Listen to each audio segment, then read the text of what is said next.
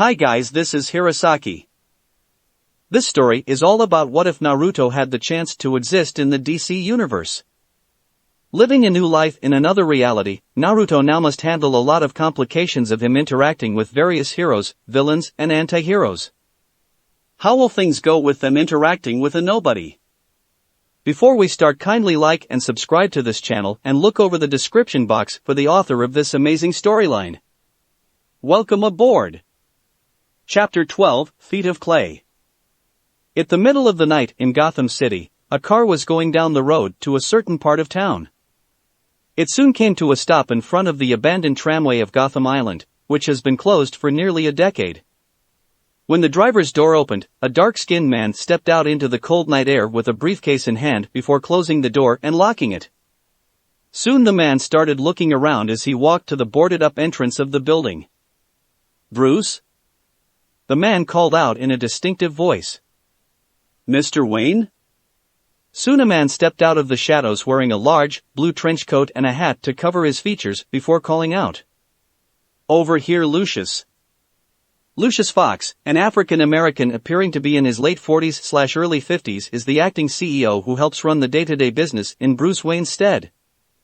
He had short, pepper-colored hair with a mustache to match with dark freckles on his cheeks. Lucius was currently wearing a dark suit with a blue bow tie underneath a dark, cream trench coat with a scarf and gloves. "Bruce, it's 3 in the morning," the businessman said to his employer as he held up the briefcase. "I could have given this to you in the office." All Lucius got in response was Bruce shushing him with him shaking his head. He then gestured the dark-skinned man to follow him as the billionaire had moved some of the wooden panels out of the way so the two would enter the building. As they were walking further into the abandoned area, Bruce decided it was time to speak. "I called you out here since my phones are bugged. My house, the office, everywhere, Lucius. He knows we are onto him." Thinking for a moment, the board members soon realized who his employer was talking about. "Daggett? Who else?" the billionaire rhetorically replied. "You said that he was trying to take over the company." "Sigh, of course. Insider trading." Mr. Fox replied as he looked at his briefcase before remembering what has been happening as of late. Ever since what happened with Daggett's medical scheme to make a profit from infecting Gotham with a virus his company made, the man had been trying to buy stock from Wayne's company. But of course, with how things have been going since then, the company had been refusing to sell anything to the company owner. As a result, Roland Daggett had started to scheme and plot to get Wayne Enterprises at any cost. Both Bruce and Lucius noticed this, so they had been building up and acquiring evidence against Roland. One such evidence was connecting Roland to the incident last year at Park Row, aka Crime Alley, when he tried to blow up several city blocks for a redevelopment project of his.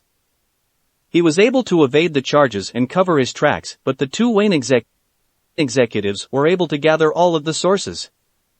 When the time was right, they would turn in their evidence to Harvey Dent and possibly take down Daggett for good.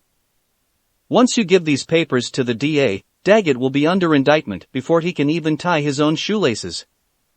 The board members said with a small smile. "If I turn in the evidence," Bruce said with a smile that seemed to unsettle Lucius as he reached for the briefcase. "But I won't." Soon several people started coming out from the shadows with guns pointed towards the two. Or rather, Mr. Fox.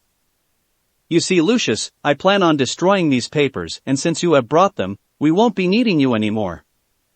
Mr. Wayne had said, getting Lucius to get very nervous on what is going on while trying to get the briefcase out of Bruce's grasps. "Bruce!" Lucius yelled out while hiding his anxiety of the weapons aimed towards him. What the hell is going on?" "All that I can tell you is that I'm accepting your resignation, Mr. Fox." With that said, Bruce tried to pull the briefcase away from the man's grasp, but Lucius was able to pull it away when the handles broke off, leaving the billionaire to fall onto the ground. The opportunity was knocking, making the dark-skinned man to make a run for it as several bullets were fired at his position. Of course, one thug decided to fire upon several signs hanging above to make them fall onto the ground. As a result, one of them landed on Mr. Fox and made him groan in pain. 2 Baker 6, 2 Baker 6. A woman's voice called out from one of the thugs. The man was wearing a headset with it connected to a pocket radio set to the police frequency. He had set it to the speaker setting so every other thug got the message. 204 at Gotham Island Tramway, Southside Terminal. Please respond code 2. Come on guys. Let's get this over with before the fuzz shows up. The headset man said as he made his way down the stairs. Too late dirtbags. A voice called out from practically everywhere. Who said that? One of the thugs called out as he searched for the source. Of course, one of the thugs then realized it was coming from above as some light was shown up on top and a silhouette was seen. When seeing the person, he aimed his finger up on high and called out. It's the Batman. Shit. Not him. One thug said as some of the men started to get closer to each other and aimed their guns at random spots just in case if one of them spotted the Dark Knight. It wasn't long until Batman glided down and drop-kicked 2 of the thugs to immediately knock them out before making his way through several opponents. The caped crusader then dashed towards several thugs at a time as he quickly kicked and punched them in vital areas to immobilize them before picking up one of them and threw the person at a group of them. Some of the thugs then opened fire with their assault rifles and shotguns but were not making their mark as the hero of Gotham was evading the stray bullets. Batman then got close as he slid on the ground to kick one thug on their midsection and used that momentum as a slight springboard to jump towards another thug. As this was going on, Bruce saw that this was going nowhere now and he had to leave or else he'll get in trouble. So, taking his cue, he slowly crept into the shadows and had to make a break for it. As all of the thugs were down for the count, Batman was looking around for any clues to what is going on when he heard a shotgun get clocked behind him. He used his quick reflexes to turn around and pushed the weapon out of the way as it fired off before knocking the man out. When everything settled down, Batman peered off to the side and saw someone down on the ground that was probably injured. The masked hero would have gone down there to help the man out but the police broke through the makeshift barriers surrounding the building. Taking that as his cue, Batman pulled out his grappling gun and fired towards the rafters before being pulled up. Once he was on one of the beams, he ran towards one of the broken windows and left the building. As the many officers were entering the building to round up the many thugs and send them to jail, they didn't see 2 thugs get up from their ground and bolted in the confusion to report to their boss. Sir, are you alright? One of the police officers said as he got to the injured Mr. Fox. Wayne. What was that? Wayne, Bruce Wayne, he set me up. Lucius weakly said to the officer before he passed out from the pain. Morning. Clang 75. Clang 76. Clang 77. Clang 78. Clang.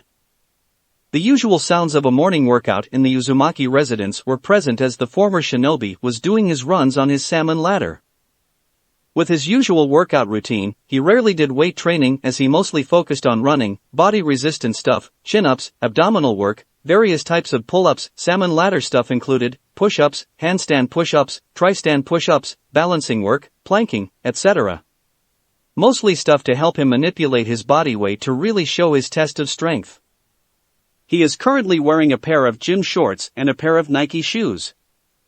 As he was doing his sets, he was focusing on recent events. When he was at the Ace O clubs with Lois, he had told her as much as he could about Pam with what limitations he had placed on himself so things won't go overboard. No mentioning of her troubled past, no mentioning of her being a metahuman, and definitely not mentioning her being at Arkham Asylum. If he had slipped any of that information to Lois, then things will be hard-pressed on him and things will get complicated. Naruto did well on telling Lois about a lot about her with what limitations he had, and Lois seemed pretty happy that he found someone really special. When that was done, Naruto decided to ask if she was seeing anyone as of late. The reporter replied back with her recently getting out of a bad relationship, making Naruto realize on what Bibo meant with her not being in the best of moods. He wanted to ask who it was but had a feeling she didn't want to get into that whole mess again, so he had let that be. It was her thing to talk about and hers alone.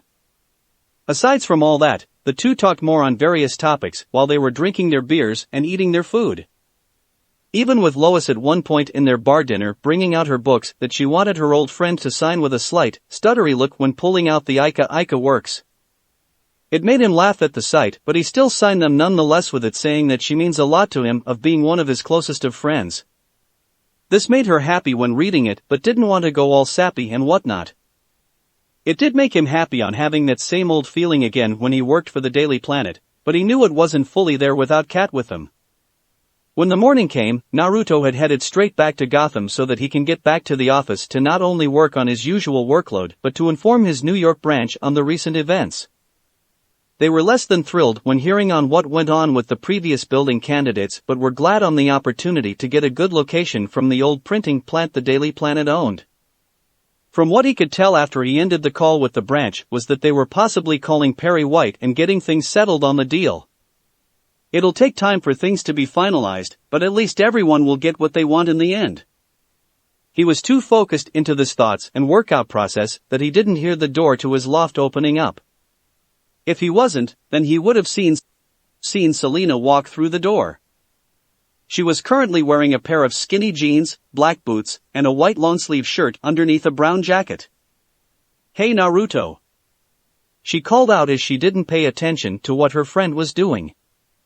"Sorry on barging in, but I was wondering if Her thought process started to shut down as her eyes were glued on the spectacle before her as her friend was doing his exercises on the salmon ladder with his upper body on display. With each movement he was doing in the chin-up exercises and bringing the bar up to the higher level before doing several pull-ups made his body glisten with more sweat. Selena's eyes were drawn to his lean, compacted muscles that seemed to ripple with each sudden movement, making her unconsciously bite her lower lip. Clang! Dear God! The environmentalist thought as her eyes were locked onto his form. It's like chiseled stone, and those ABS. Clang! With the final clang, Naruto dropped down as he stretched his arms before seeing Selena near the entryway. "Hello," he said in a little chipper tone with a wave getting her to snap out of her thoughts. "Oh, cough hi," she said as she gained a small blush on her features. "Didn't know you had this here." "Had this for quite a while actually," the hazelite male said as he grabbed his water bottle and then took a swig out of it. "I don't like going to gyms with their stupid membership traps." "Yeah, same here." Seeing her blank gaze, he guessed what she was looking at as he shook his head with a smirk. "So, Selena," Naruto started getting her to put his focus on his face again, "why are you here?" There was no immediate response as she scratched her head while not looking at him straight in the face. "Well, I came on by since I'm bored." "You're bored?" Yeah. "But what about work?" Naruto asked her as he put on a gray shirt. "Wouldn't there be something from that to occupy your time?" "There would, but things have been rather quiet as of late." Selena replied with a shrug. "Nothing in the surrounding areas are doing anything noteworthy. Aside from that, there aren't any major events coming up for a while for me to seek out any handouts. What about spending time with Isis or even Shizune?" "Isis is taking a nap and likes being on her own at times. As for Shizune, she is currently at her other job." Seeing his confused look, she explained. "She doesn't work for me all the time as she mostly works as an aide at the local college." "So, with that, you wondered if you could go do something with me for the day?" "Pretty much. Though I do wonder why you didn't just knock. Instead, you used the spare key I have outside to get in," he said with a raised brow. "You don't plan on stealing anything off of me, are you?" "What?" "No, unless the only thing I'm stealing is just some of your free time, then you might as well arrest me," she jokingly said as she held up her wrists together. "Nah, it's fine, Selena. Besides, I think I might as well kill some time with you anyways before I run a few errands." Hearing this, she frowned slightly on what he's talking about. "Planning to go see Pam again?" "Yup," he said to her before trying to say something else to her. As this was going on, a stray thought went past through her mind. Why can't he spend more time with me? Wait, why am I thinking on that? He's seeing Pam. But...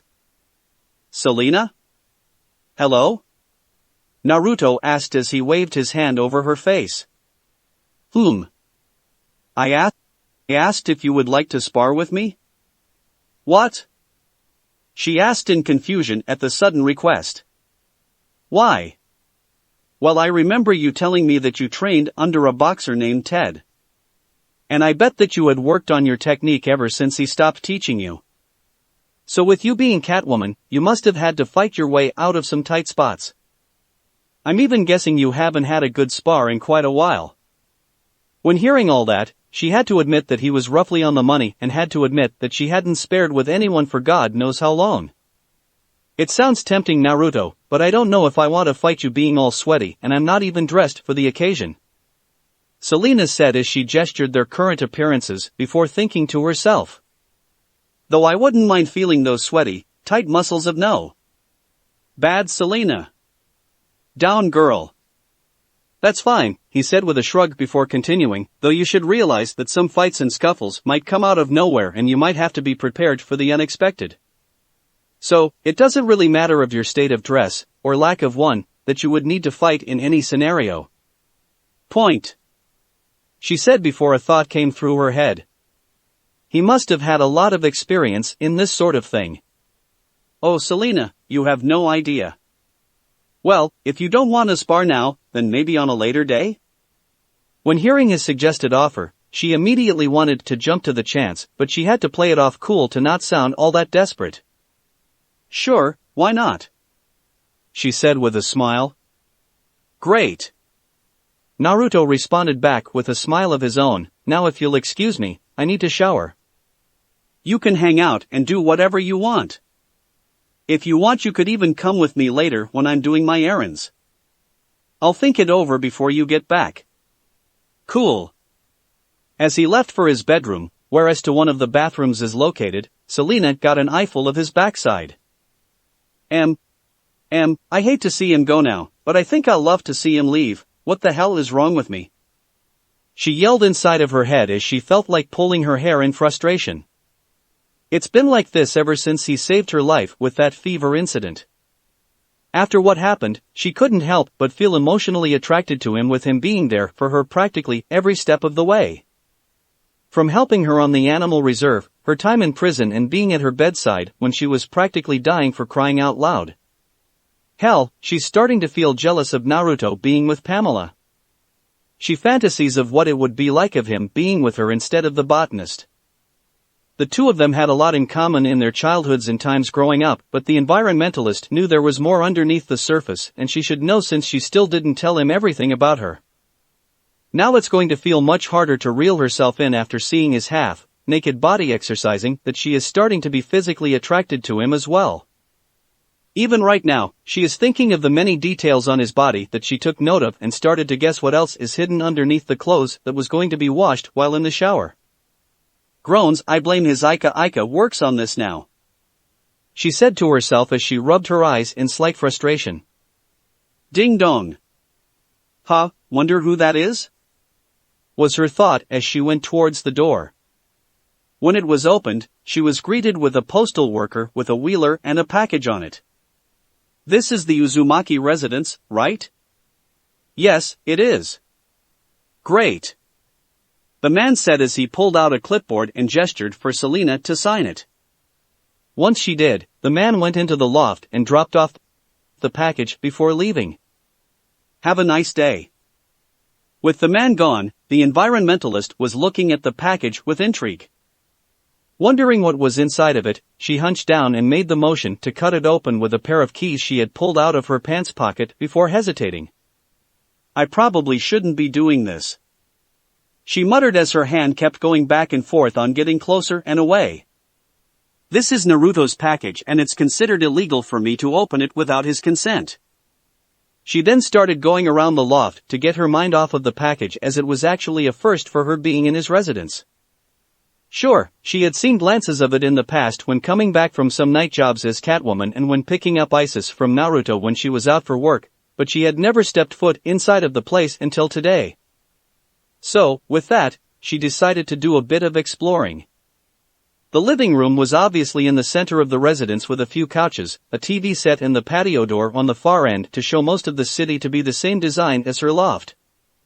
On the left-hand side showed the kitchen area with the island located onto the further right, while there are some stairs to the upper level near the wall on the left-hand side. On the right area showed the salmon ladder that Naruto was using earlier, and it was near a few trainings equipment that was tucked away into the corner. Behind all that, showed Naruto's office with his desk in the middle with varying books and the bookshelves wrapped around the room. With the walls of said room that were for the entrance showed that they were backless shelves so that the movies he owns would be facing the living room while the books were facing the office. From there, Selena checked the upstairs area to see it mostly consisting of guest bedrooms and restrooms given the detail of the simplicity. She would have gone into the last bedroom, but that one was indicated as Naruto's given the little plaque hanging off of the door with a chibi Naruto on it along with the door being closed. With nothing else to do after checking the loft's layout, with closets in varying places, she sat on one of the couches while staring at the package from earlier. What the hell is taking Naruto so damn long while in the shower? Selena muttered to herself. He's a guy. So, he can't spend so much time in there unless he's doing something in there. With a slight frustration going on for her, the previous question went over her head as she got closer to the box with her keys in hand to cut it open. Screw it. I'm opening this thing, she said as she dug the key into the duct-taped part of the package. He did say that I can do whatever I want while I'm here and I want to open this up. Once opening up the flaps of the package, she didn't expect seeing, of what she guessed, were several dozen books. Taking one of them out of the box, she took a better inspection of the thick reading material. It was mostly a white cover with metallic decorations along the borders, the spine, and on the covers. The word Loveless was written on the front cover and the spine with Naruto's name on it? Did he write a new book? Why, yes, I did. When hearing his sudden voice behind her, she let out a quick eep and dropped the book onto the floor. At the sudden action, the publisher couldn't help but chuckle a little before speaking to her. And before you think or say anything, yes, I've been writing for quite some time and I've only told a few people about this, Naruto said as Selena got a look at his appearance. He was currently wearing an orange long-sleeved, plaid button-up shirt with the sleeves rolled up along with a pair of jeans and tennis shoes. His hair seemed to have an extra shine to it to indicate that his hair was still drying off after combing it a bit to give off the usual spiky look. So why are there so many copies of your book here, Naruto? Selena asked as she gestured the contents of the opened package. Early writes and sending selected people early copies of the book, aside from critics. But what's up with the decorations? Regular copies shouldn't have these on them. You're right. Regular copies shouldn't have these decorations on them, he said as he grabbed a hold of one of the copies and opened it up to point out a certain spot. Unless they are first editions. Opening up the copy in her hands, she looked for the same placement and there it was, first edition. You see, Selena, these specific copies are very limited. Similarly, to my orange editions of my Ika works, these will probably make a pretty penny once the books hit the shelves very soon. I decided to have all of the first editions brought here so I can send most of them out to those I wanted to actually give them to before I send the rest back to marketing and be sold to the public at a certain point, he explained as he headed into his office and grabbed a few pens with a piece of paper coming back out to sit on the couch. I'm guessing you wanted to write something in them before being shipped out. He nodded at this before replying. The ones being sold will just have my signature, but the ones I'm sending to will have a message or whatever. Naruto started to write in the first book before ripping off a piece of paper and wrote on that as well. From Selena's position, she was able to make out the first name being Pamela as he slipped that slip of paper into the book with the name sticking out. The environmentalist then guessed that Naruto didn't want to mess up on which books are sent to their soon-to-be owners. After that, she saw her friend do this for several others from Bruce Wayne, Dick Grayson, Harvey and Grace Dent, an early wedding present for the couple, the Curry family, Perry White, Lois Lane, and Cat Grant. Eventually Selena realized that each of the books are being sent to Naruto's closest friends and influential people in his life. She was going to wonder who else was on the list until she felt a weight placed on her lap. Realizing it was a copy of his book, she looked up at him with a questioning look. "Wanted to give you one as well, Selena," he said with a small smile on his face. "But why?" Why would you give me one?" she asked as she demanded to know the answer. "Open it up, read my note and you'll see," was all he said before he pulled out another book and wrote another message for someone. With her curiosity rising, she opened up the cover and flipped over a few blank pages till she found the message. "Selena, things have been interesting for a while now, hasn't it? With the odd ups and downs that both of us had experienced since we first met back at that celebrity auction. Have to admit that things would have been boring if nothing really happened since then. Our pasts have similar factors that shaped us on who we are today, despite how some factors lead us in certain directions. We have had our moments in our lives that we can feel vulnerable. That we need to stay strong for those who care for us. Whether it is big or small, every bit matters. I wish things can go well for you in the coming future, since things can go sideways at a moment's notice. With me being worried in past events, why wouldn't I be concerned for your well-being? So, I hope this can help you out in those dark moments in your life if possible. Your friend, Naruto." She had a small smile on her face after reading his note to her. She then turned toward Naruto, who was writing another message in another book, and tapped him on the shoulder. At this, he stopped writing and looked towards her to see what she has to say. "Thank you. It means a lot." "You're welcome. So how many more books do you need to leave messages for?" Scratching at the top of his head on the question, all he gave her was a shrug. "Don't know for sure. All I've done so far were people I had at the top of my head, and I'm just about finished writing the message for the last person on that list. All I need to do now is writing my signatures on the remainder of these books, and then I'll do my errands for the day. Maybe hold on to a handful just in case if you remember some people later," she suggested to him. "Wouldn't want to kick yourself over and regretting not doing it later." "Yeah. I see your point," was his response as he continued writing.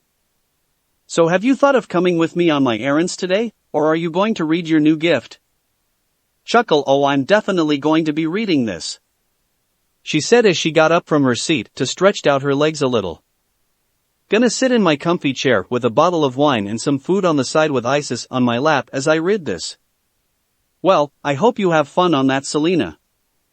"Oh, I will," the environmentalist said as she made her way to the door. "Have fun with those errands of yours, and when you're at Arkham, tell Harley and Pam I said hi." "Will do." All he got in return was a wave from behind as she opened the door and then closed it on the way out. "Well, time to get back at this," he said to himself as he rotated his wrist and flexed his fingers a little. "Gonna be a while till this is done. Daggett Industries." "You sure, Belle?" a man said as he walked down a hallway with two other men. "Are you sure our man that we hired doesn't know our operation?" Not getting a response from Belle, the man turned around to see him with his headphones on and pulled them off before speaking again. "Did you even hear what I said?" "No, Mr. Daggett, sir." "Sorry, but what was it you were asking?" Belle asked his identified boss. "I said, are you sure our man that we hired doesn't know our operation?" Daggett said with slight disdain from one of his employees. "Oh yeah, well don't worry about him, boss. The guy was just a hired gun that he pretty much doesn't know our names," Belle said as the other man opened the door at the end of the hallway. "Thank heaven for small favors," Roland said as he went through the entryway to his maintenance line.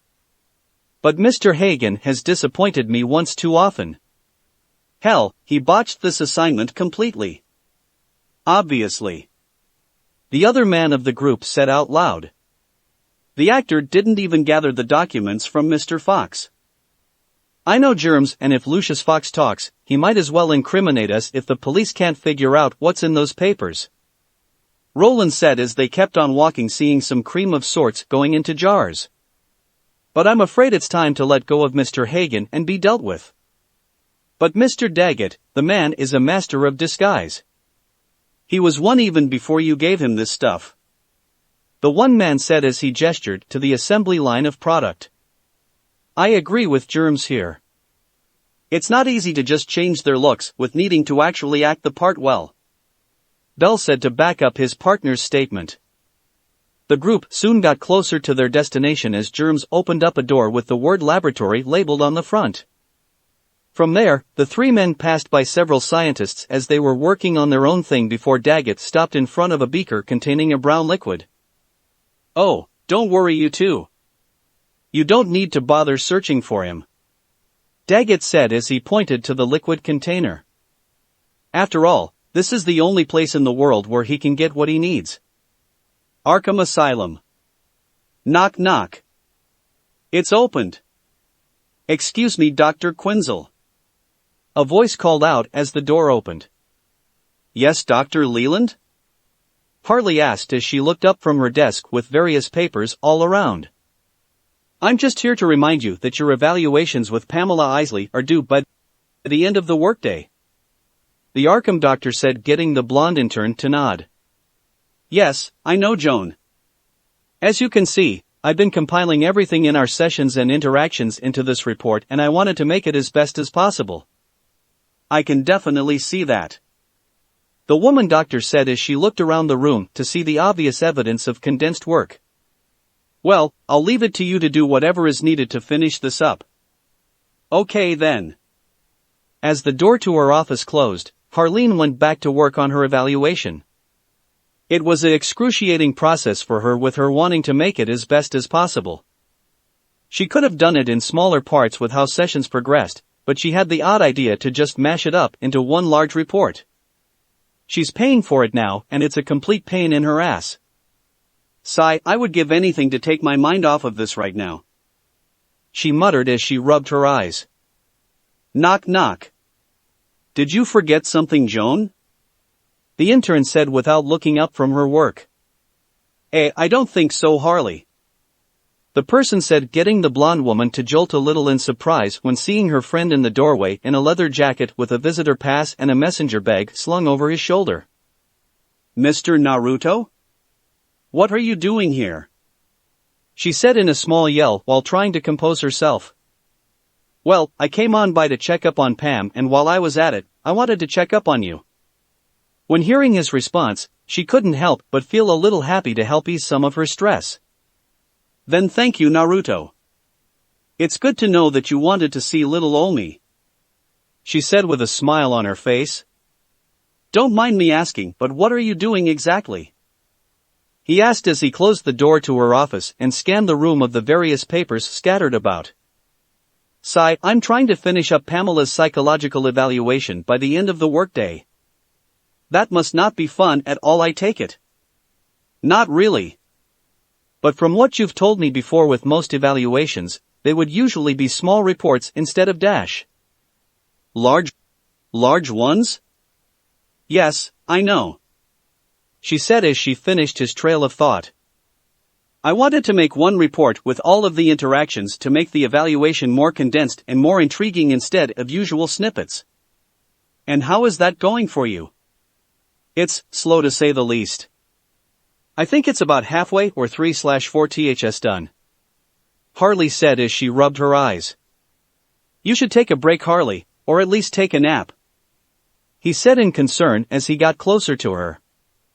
It'll be harder if you work on it for too long without any rest periods, and your head won't be able to work properly. Sigh, I know you're worried about me, Naruto, but I'm not a little girl, she said with some frustration. I can rest when I think so. So, is there anything I can do that can change your mind at least? When hearing him say it, she narrowed her eyes a little before voicing her thoughts. What are you getting at? If you can take a break and nap for a few hours, a few simple hours, then I'll give you something really special. Like what exactly? She asked with her head tilted slightly. After hearing this, he chuckled a little as he pulled out a book from his messenger bag. What is that? This, he said as he waved it a little with a smile, is a first edition copy of my new book. I didn't know you were writing a new book. Naruto couldn't help but chuckle when he saw her widened eyes move in every direction where the new piece of literature was at. He even moved the book all over for a little humor, and her head kept on moving with it locked onto the object in his hand. From what he remembered in some past discussions, she enjoys reading a new book if it seemed to intrigue her. Even more so when she has copies of the Gutsy Ninja and Ninja Storm that tends to help her relax at times. So, with him having his new book in front of him, she would want to get her hands on it. Now Harley, you can have this if you take a break and a nap for a few hours. He said to her till he started to put the book back into the messenger bag. But I guess you being too stubborn to keep working on your evaluation is too important to you, then I can just give this to someone else. No! She yelled out with a hand stretched out towards the book. Oh. Laughing to himself, he pulled the book back out and handed it to the intern. Once it was within her range, she grabbed a hold of it and then looked at it in wonder on the nice covers. Even gliding her fingers across the intricate details before opening to see a message on the inside. Harley. Thank you so much for what you've done for both Pam and I. It puts me at ease that we were able to move forward from our problems, and I owe you so much because of it. I know what it's like to be alone and not have others to actually rely on. I have to admit that it's scary and frustrating on those experiences that many times in the past I sought it out and I hardly got any in return. What I'm saying is that you're not alone. I have your back, and so does Selena and Pam. We are your friends, and I wish you do well on your coming trials as an intern. Sincerely your friend, Naruto. After reading this, she closed the cover and brought it to her chest with a look of indifference on her face. This worried the former shinobi, and he got closer to her to see if something was wrong. That was until she brought him into a tight hug and muttered a thank you to him before breaking the hold. You're welcome, Harley, Naruto said to her before ushering her to the couch in her office. Now I believe you have to pay me back for wanting your new book. When hearing this, she shook her head with a small chuckle and got up from her seat as she reached for the alarm clock in her office. She had set it to go off in a few hours before ushering Naruto out of her office. I hope I don't regret doing this, or else I'll be in trouble. Don't worry, Harley, it'll do you some good.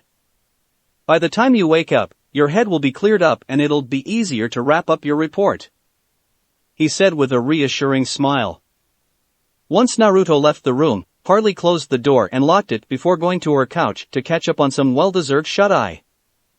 He made his way through the hallways without making eye contact to any of the inmates that were behind the see-through glass. Making it to the women's wing, he saw the usually small amount of inmates in this section before coming the usual sight of Pam's cell with a chair in front of it. It was a standard, rectangular-sized cell with the bed hooked onto the corner with a sink and toilet on the other side. The difference with her cell from others was the fact that it looked like a miniature greenhouse. When he got closer, he saw that she humming a little tune while watering the various plants around her. Hello, Pam, the publisher said, making her snap out of her thoughts. It's good to see you. Naruto, it's good to see you too, the Greens champion said in their dual voice. They placed the watering can down before coming closer to the barrier that separated the two. Pam then placed her hand onto the glass, getting Naruto to do the same thing to make it seem they were trying to interlock their fingers. The two people then leaned closer and placed their lips onto the glass for a brief moment before separating. You look quite radiant today, the former shinobi stated to her as he sat down on the chair. Always the charmer, they said with a pleasant smile. So how was the trip? It actually turned out well, he started out as he then explained to her on what occurred to his recent trip to Metropolis.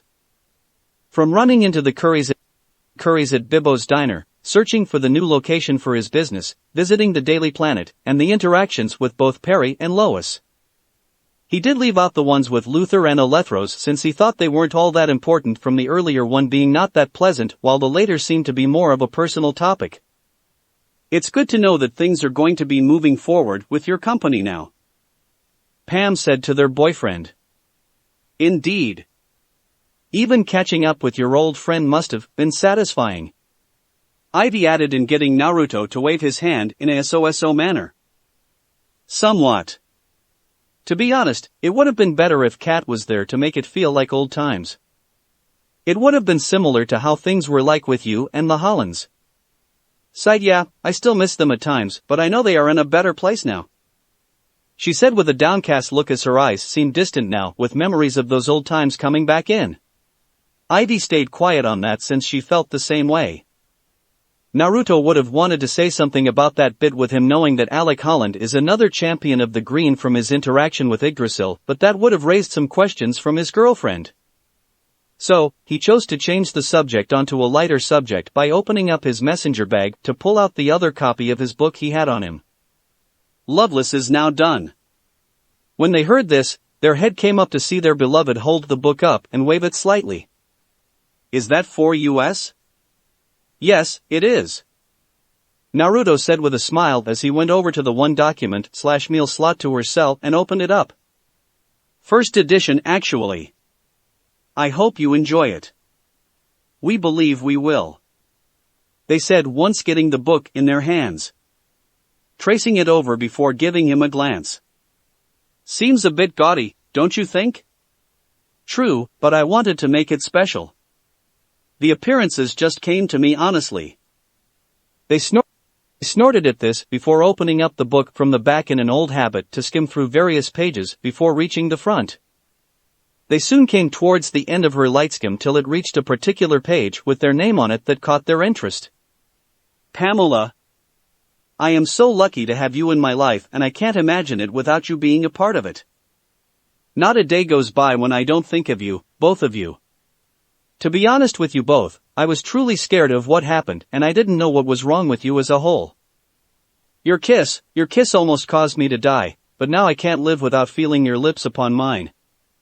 It's just so damn intoxicating that each time we kiss, I just want to feel it more and never let go. Over time, I've come to terms and accepted both sides of the woman I truly love. Both of you are the same person, and if I didn't accept both of you, along with your gift, then I don't have the right to freely say I love you, Pam. I have more of an excuse that I need to dwell and learn more about you than before, to love you more than before. I can't wait for the day for when we can be together again so I can show you how much I love you. It'll be excruciating, but it'll be worth it in the end. Until then, I hope this book can show you how deep my affection can go. Your love, Naruto.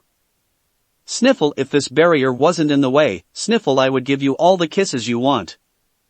And then pull you onto this bed and rock your world. I know you two would, he said to them. So, until then, I hope you both enjoy reading it. Will do, Naruto, Pam said as she flipped through the pages till hitting the first page to start the reading. There's another reason why I wanted to come here today. Which is, I want to know where your mother is buried. Hearing this blunt statement coming from him made them look at him in slight shock. Why would you want to see her? I wanted to pay my respects to her and even have some nice chats. He said while scratching the back of his head. I wanted to tell her several things, to let her know that I'm actually in a relationship with you and hope she can approve of me being with you. Pam's questioning look soon changed to one of understanding as they smiled. They soon told Naruto of their mother's resting place. It would mean the world to them of having their beloved finally meet their mother, even if they aren't with him on the first encounter. Soon after, Naruto said his goodbyes and left them to their own musings to read their new book that will surely entertain them until they can properly leave and be with their beloved. Evening, outside Daggett Industries. A car pulled up some distance away from the facility nearby before it came to a stop. From there, a shadowy figure got out of his car before he crept on the walls to sneak past the entrance of the premises. Luckily for him, the one security guard up front was taking a nap. Taking the chance, the man slipped through the gate and started to run towards one of the closest buildings before ducking into the shadows as a patrol car came past him. Soon after, the man had to lean out into the light to see if there were any other security coming by soon. By this action, he revealed his disfigured face with various scars before running to another building.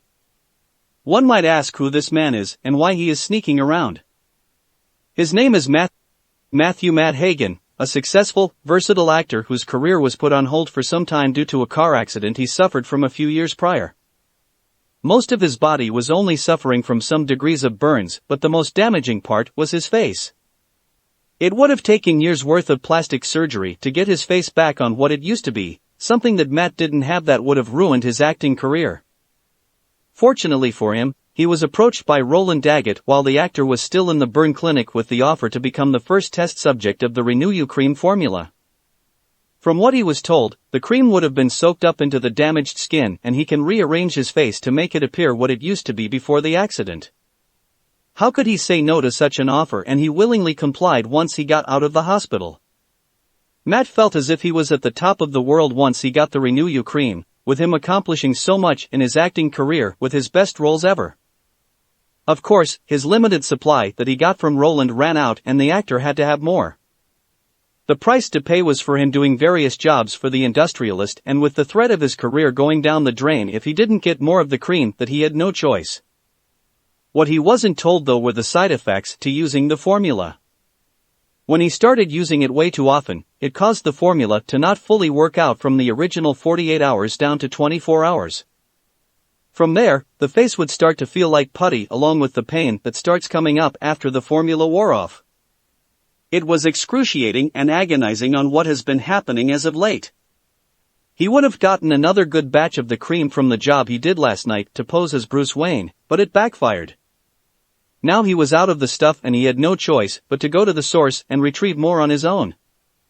Matt soon found the building he was searching for as he opened the doors with it labeled Research and Development, authorized personnel only before entering. Now where is it? Hagen thought as he navigated through the hallways. It took him a while, but he soon found what he was looking for. The laboratory. The actor thought with a smile on his face as he quickly opened the door and ran into the room. He quickly looked around for any hint of the formula in question until his eyes landed upon a large beaker with some bubbling substance along with some smaller ones filled with the same stuff. When Matt got closer, he saw that it was the same color and hue as the Renew formula he has taken all this time, making him realize that this was probably its raw form. Not wanting to waste another moment, the damaged actor dug his hands into the beaker and grabbed a large amount of the raw cream and applied it onto his face. The result made him moan in ecstasy as his pain went away and he kept on rubbing his face with the stuff. Now all he needed to do was take the beaker and get out of there, along with some other jars of the formula if it was possible. Hold it right there. A voice called out, making Hagen pause in his actions. Turn around real slowly and step into the light so we can see you. Quickly thinking of an idea to get out of this, Matt quickly rearranged his face into the only face he had in mind at the moment. I'm sorry about that, Hagen said as he changed his voice. I was looking for Mr. Daggett. The actor turned around to the person, or persons, at the doorway to reveal his changed face to them before speaking again. I'm afraid we haven't met. Name's Wayne, Bruce Wayne. Taking in a few moments, the two people looked at Hagen before the man with the headphones spoke up. Bell, if he remembered. Wayne, huh? Sure, like we would believe that, Hagen. In a brief moment, Bell grabbed the actor's arm and brought it behind him before slamming him onto the table where the smaller beakers fell into the sink, resulting in them going down the drain. No! Matt cried out as he tried to break free of his hold. Oh, it's Hagen all right. Germs said as he walked around with a shotgun aimed at the damaged actor. You've literally become quite the addict, haven't you? Yeah, Bell said in a taunting tone. Once they've hooked on this, they stay hooked. Come on, Hagen, let's go out for a little ride. Germs said, getting Matt to realize what they were going to do and headbutt the man holding him. Like hell I will. Matt yelled out as he fought his way out. I know what that means. As the actor ran, Germs threw his weapon at the man's feet, causing him to fall over before he and Bell ran to him and held him down. With all the fusing going on, they knew they needed to end this quick as their boss orders. In the struggle, Belle soon landed on the large beaker of the raw cream and got an idea. "Germs, hold him steady. I got an idea," the headphone-wearing man said, getting his accomplice to nod as he put more weight onto the downed man. It didn't take long for his partner to come back with the beaker in his hands. "You know, Hagen. If you wanted more of this stuff, you could have just asked," Belle said with a sadistic tone as he tilted the beaker to have its contents start coming all over the actor's face. "And no," Matt said as he struggled to speak. "Not that way. It's too much.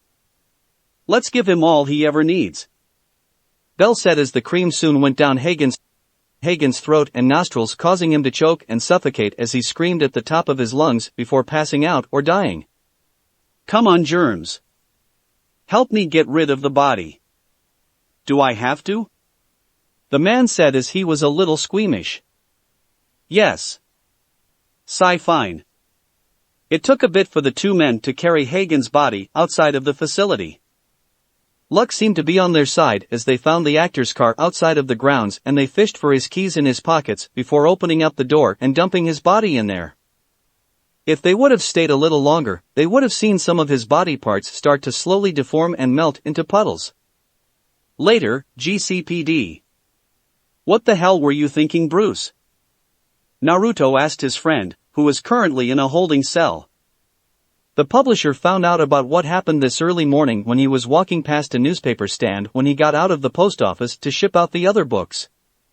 His eye caught a glimpse of the following headline: Bruce Wayne sought for questioning in executive's life. Lucius Fox of Wayne Enterprises hospitalized. After seeing the headline, he had to read the rest of the article to see what occurred, but Naruto knew it wasn't all that happened. The former shinobi went straight to Wayne Manor to seek answers from Bruce himself. But when he was there, the police were there as well, wanting to speak with the billionaire. Alfred told both him and the police that he wasn't at home and tried to come back later. The silver-haired male knew Alfred was lying, but he couldn't do a thing about it. He could have snuck into the residence to find where his friend was hiding, but he had the feeling he needed to trust Bruce at this time. Once all of his errands were done for the day, Naruto headed straight for the hospital to check up on Lucius and see how he was doing. Though when he went to see the executive, there were police guarding the room and wouldn't let anyone go in or out unless they were certified hospital staff. Since he couldn't do a thing about it, Naruto had to leave and wished things can go well for the man. After leaving the hospital, Naruto decided to do one more thing before retiring back to his loft for the rest of the day. He called up Harley in her office if she did indeed take her nap and finish up her report, or at least be almost done with it. Sure enough, the blonde intern was almost done when he came on by and she thanked him on making her take that nap. It really did help clear out her head to get the process rolling better. She was just too stubborn to not do that sooner, but needed a friend to talk her into it. So, once he made it back to his loft, the former shinobi turned on his TV and switched it to the news while he would start preparing for his meal for the evening when he heard the latest bulletin that Bruce was arrested for breaking into Lucius Fox's hospital room. He stopped on what he was doing and headed back out to head over to the GCPD to figure out what was going on. It took a bit of convincing on his part when talking to the officers, but he was able to get into the holding cells and confront Bruce on what the hell was going on. I wanted to check on Lucius and see what he knew on what happened. By breaking into his hospital room and scaring him half to death? The publisher yelled out with a twitch to his eye. Do you realize how stupid that was? Sighed, yes, I know that now, and I wasn't thinking rationally about it. The dark-haired man stated as he rubbed his head in frustration. No shit, Bruce. The hazel-eyed male exclaimed. You could have just come forward and turned yourself in peacefully to save face, but now you literally made yourself look bad in the process. Hell, you probably made Lucius more nervous about you than before. You don't have to keep telling me about it, Naruto, and it was a big mistake on what I did. But you have to believe me, I would never harm a friend at all. And he's been with you for close to a decade now. Seeing his friend nod at the answer, the publisher continued. Then a lot of trust that been built up for all that time, but because of what happened could have toppled that down badly. When that was said, Bruce gained a downcast look and Naruto could tell that he was berating himself on his foolish mistake. It must really be hurting the billionaire more than he realized by this. Look Bruce, you can tell me what's going on and what could possibly be related to all of this. I can even inform Harvey about it and things could maybe be worked out in the end. Eventually Bruce relented a little and told Naruto that he and Lucius were complying detailed evidence against Daggett and were going to hand it over to Harvey soon. With the information being processed through his mind, Naruto soon voiced his thoughts. This is too much of a coincidence if you ask me Bruce. The timing with you two coming forward and this impersonator trying to nab the evidence, I'm guessing Daggett could have been behind this. I'm thinking the same thing as well, but I can't prove anything at the moment. Even if I could, it would be harder to do so with the public skepticism about me. True. Soon the door to the holding area was opened up to show Officer Montoya and Uchiha in the entryway. Mr. Wayne, you're free to go, Sasuke stated as he walked towards the cell while fishing out the keys. Your butler made bail, Renee said as she held the door out and ushered the man out. So off you go. And you should leave as well, Mr. Uzumaki. I know.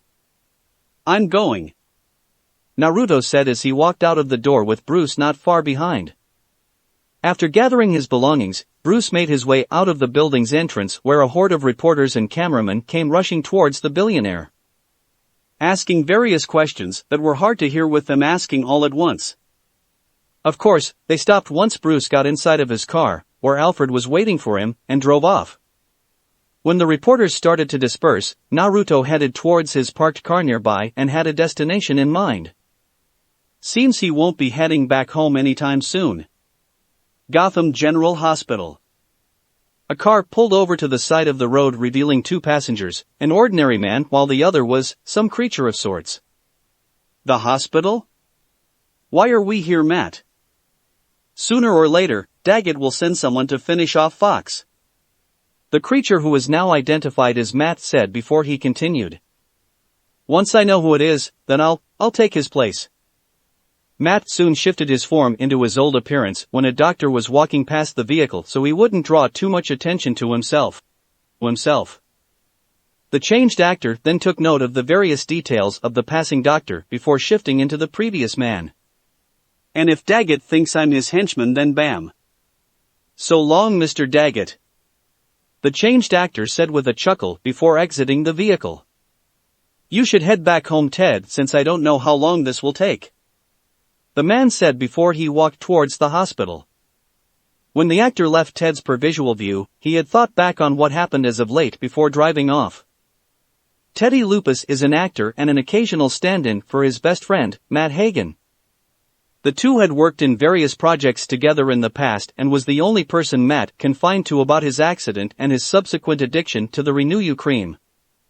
Ted didn't like the idea at all of his friend having to keep crawling back to Roland Daggett for more, and having to do anything he wanted. So, with what rational friend would do for an addict was trying to hide all of the Renew jars at times and would only bring them out for limited use when necessary. After the breakdown in Matt's trailer earlier that day, Ted had to keep an eye on his friend but lost track after shooting was done for the day. He kept on trying to find the damaged actor for several hours until a dreaded thought passed through his mind. Once arriving outside of Daggett Industries, Teddy found his friend in his car and in horribly mutated state. After some struggle of getting the deformed man into his car, Ted got him back to Matt's trailer to offer support and compassion on the recent events since Matt needed them more than ever. That was when the two found out that Matt somehow became a meta-human because of the Renew formula saturating every cell of his body, giving him the ability to change his form into anything he thought, like a muscle reflex or something. This happened when Matt was walking past various pictures hanging on his trailer walls of past roles he performed, and his body started to change into said roles. When this revelation came out, Ted tried to talk him that this was a blessing, that his acting career wouldn't end at all and could end up being better than before. Of course, things didn't go all that well, that Matt's body reverted to its deformed state and caused the changed man to break down again and eventually swore vengeance on Daggett on what he had done to him. I just hope things turn out alright soon, Ted thought when driving off into the night. As this was going on, Lucius Fox was currently asleep in his hospital room without any worry whatsoever. The door to the room slowly opened up to reveal an ominous figure before closing the door back up. The person in question then looked around for anything to use for his current job before finding a stray pillow off to the side. Once grabbing a hold of it, the person made his way to the sleeping executive with the intent to kill the man by suffocation.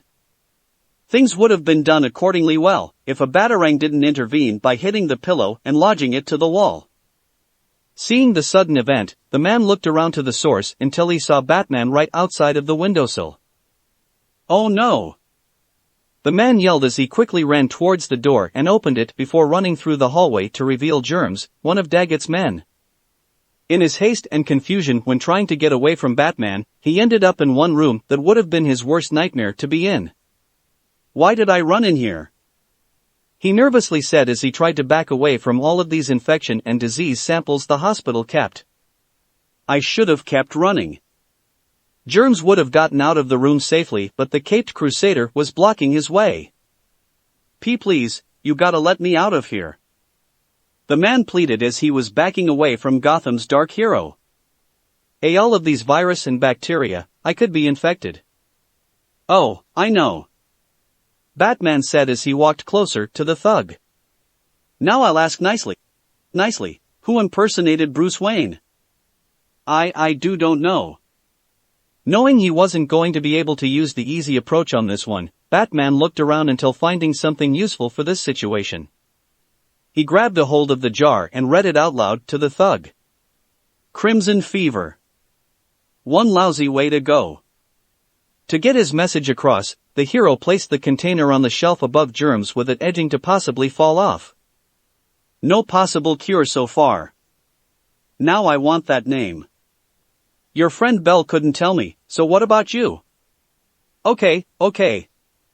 It was Hagen, the movie actor." Unsatisfied with the answer, Batman punched the wall, causing the container to shake a bit and edge closer off of its shelf. "It's the truth, I swear." "Then how did he fool Fox?" Batman asked with his arm at the ready to strike the wall again. "He's good, but no actor, no makeup, is that good?" I don't know." Wham!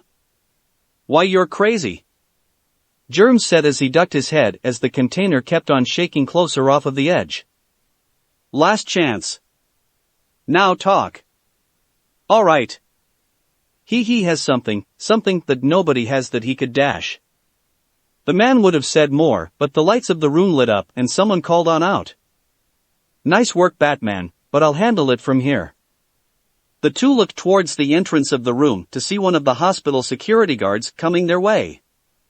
Feeling a slight frustration on not getting his answers, he hit his wall against the wall again, causing the container to fall off of its placement.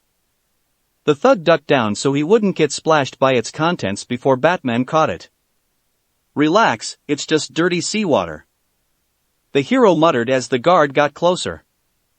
"Will you please give me a moment with him? I need some answers." There was no indefinite answer that came from the security officer, until he turned around and stretched out his arm, really stretched it out and slammed Batman to the ceiling before letting go. What in the name of heaven?" "Oh, shut up," the guard said before pulling onto his cheek, and it stretched out before it detached from the rest of the body to form a small glob.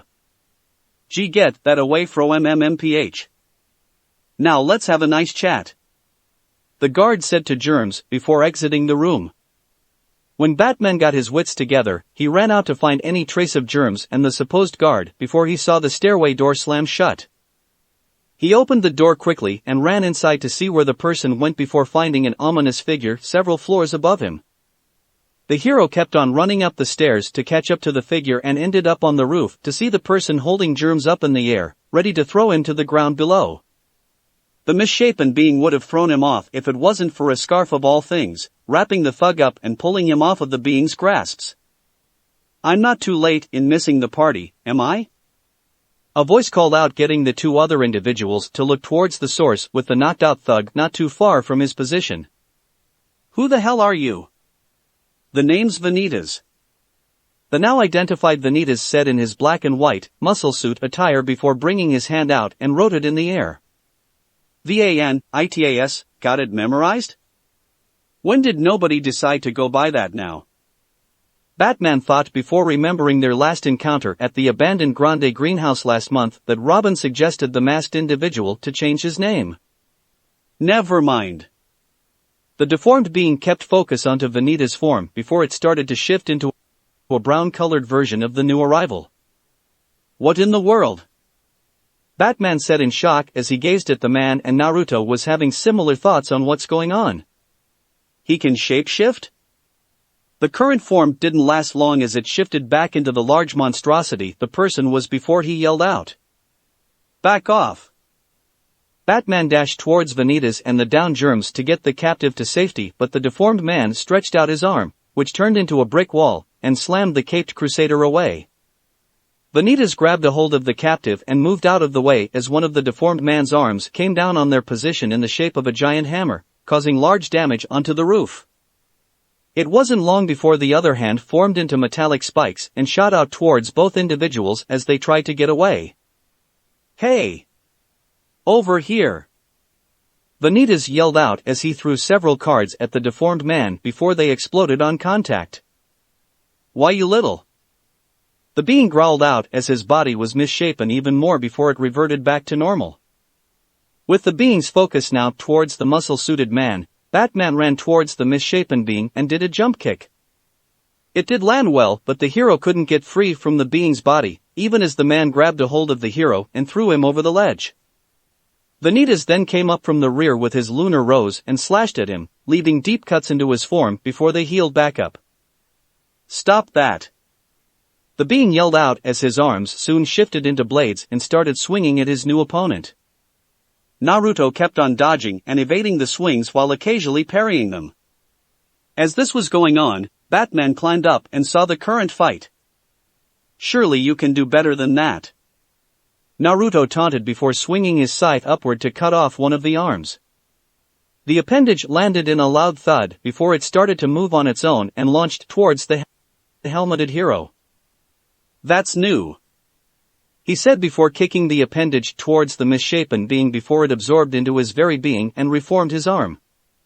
The being then shifted his arms into giant crab claws of sorts before they reverted back to normal when the person started groaning in pain. Grah! The man yelled out as he held onto his sides.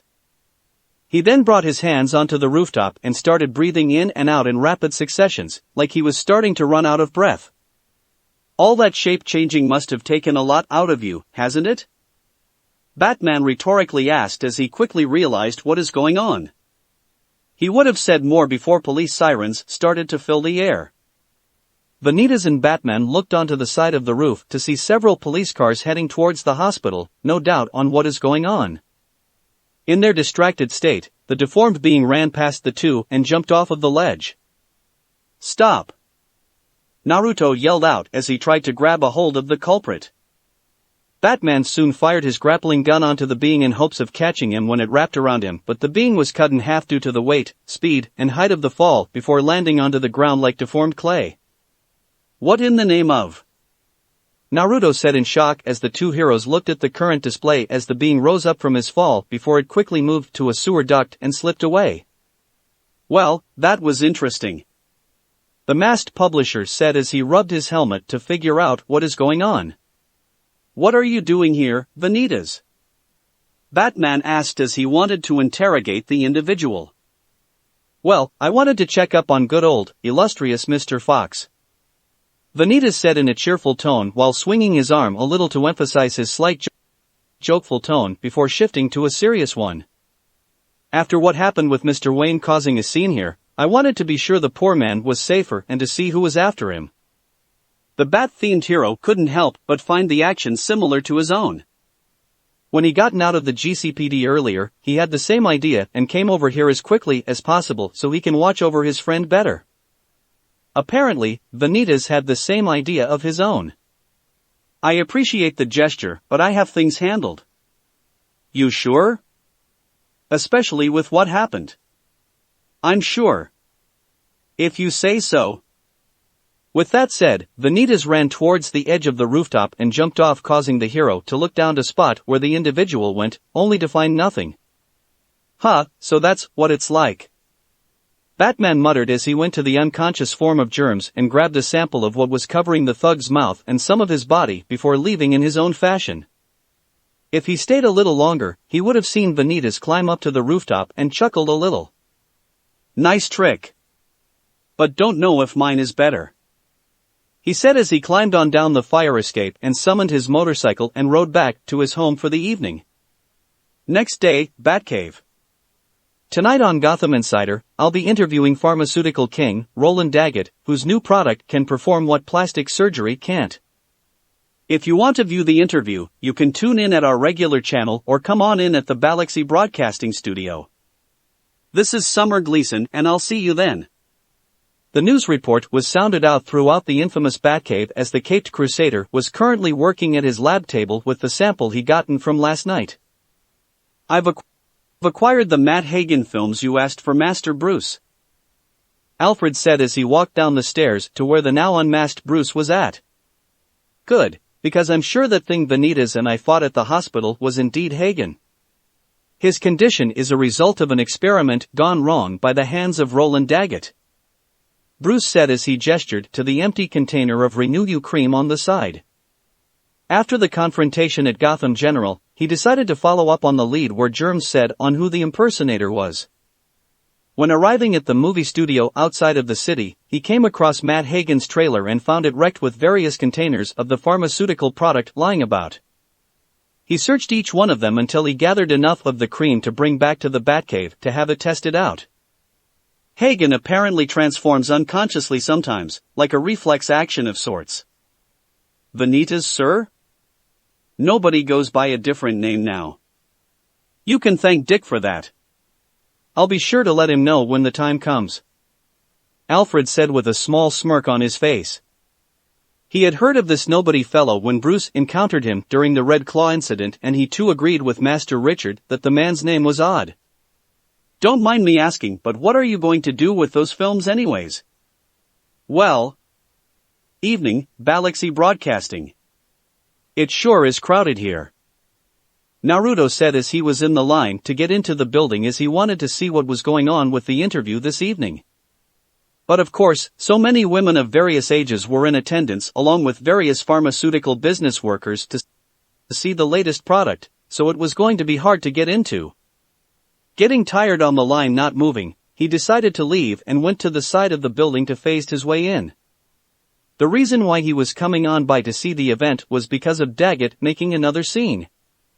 After hearing all of the details that were involved with the man from Bruce, aside from what he knew about the incident last month, he decided to see the man on his next public appearance. From what happened at the hospital rooftop, Naruto had guessed the one misshapen being was going to strike again and maybe do it on live television. Once no one was looking, Naruto focused on his energy and summoned his Vanitas attire so no one would recognize who he really was. From there, he started to make his way up to the rafters to get a good angle on tonight's proceedings. After what happened with the incident last month at the greenhouse, Naruto had wanted to keep his promise to himself and try and merge his two outfits together to make it become a techno-organic bodysuit. It took him weeks to get it to work, with it being very difficult on the merge, but it wouldn't work all that well. He summoned his bio-organic suit while wearing his stealth suit, and it did indeed work, but when he called off the organic suit, his stealth suit was still there. So after various trial and error attempts, Naruto decided to merge the pieces one at a time to make things less stressful for him on most of his free time at the loft. Eventually it became a success, with both suits were finally won and would be good to possibly try things out this evening. 3, 2, 1, go. The cameraman yelled out to signal that the show was starting. Welcome to Gotham Insider, everyone. I'm your host, Summer Gleason, and tonight we are discussing with Roland Daggett with his new product, Renew. Thank you for coming in this evening, Mr. Daggett. Thank you, Summer, and it's a pleasure on being here, the man said to the hostess. So, you have stated that your latest product is practically a facelift in a jar?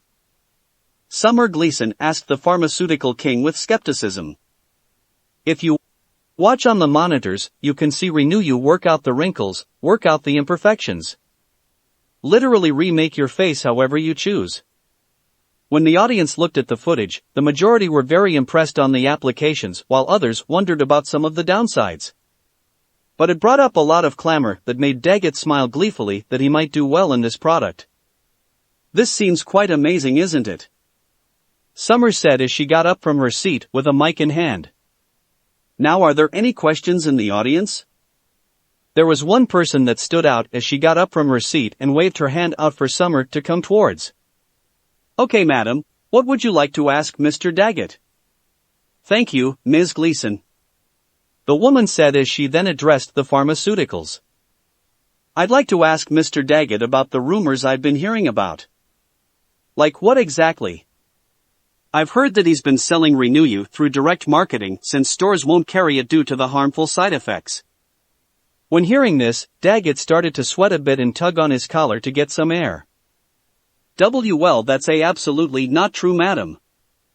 But what about the addictive properties of Renew, Mr. Daggett? The woman said as she snatched the microphone from the reporter and made her way to the stage. How once you're hooked on it that you can't stop using it without feeling the horrible pain? That seems like a very specific information for her to know. Naruto muttered as he watched the event unfold. What? No. I don't know what Daggett said as he tried to save face. When the woman came closer to the stage, some of Daggett's men came to get her to stop, but she just shrugged her off and pushed them far away from her, thus knocking them out. Okay, think I know where the shapeshifter is at. Naruto said as he got himself ready. Why don't you show them what an overdose looks like? She said as she got closer to Roland. Why don't you tell them about me? As the woman said that bit, she shifted into a monstrous form for all to see, both in the audience and in their living rooms. This caused mass panic and everyone started to run out of the studio and possibly out of the building in fright as the misshapen being got closer to Daggett. This is what you have done to me, Daggett, and I hope you suffer for what's coming to you. The being growled out as the business owner soon realized who the being was. Hagen? Is that you? Daggett questioned as he was sweating badly under the pressure. That's Matt Hagen? Naruto yelled out in his head. What the fuck happened to him? Yes, it is me, you've ruined me, Daggett. My career and my life. Hagen said as he shifted his arms into a mace and sharpened claws with a sadistic smile. Now I'm going to ruin yours. That's enough, Hagen. Naruto yelled out as he dropped to the ground not too far from the two remaining people in the room. You! Hagen growled at the sight of the black and white themed man. You should leave this alone, Vanitas. He's got to pay. I know he does, Hagen, but not like this. Naruto said as he tried to reason with him. Let the justice system work this out. As this went on, Daggett decided to make a break for it and run off. But Hagen saw this and whipped his arm out and formed claws to catch the man responsible for his fate. Once Daggett was in his grasps, he felt someone kick him onto the side and saw it was Batman who had done the deed. This caused Roland to be free from his grasps and tried to run, keyword being tried. Oh no you don't. Vanitas said as he shot his arm forward and his grappling scarf took a hold of the retreating man from across the room. Of course, the moment his head hit the ground, he was rendered unconscious. Oops, my bad. Naruto sheepishly said as Hagen got up from the floor and stared at the two heroes. You again! Hagen yelled at the newcomer. Hagen! Listen to us. Batman tried to say, but the changed actor won't listen.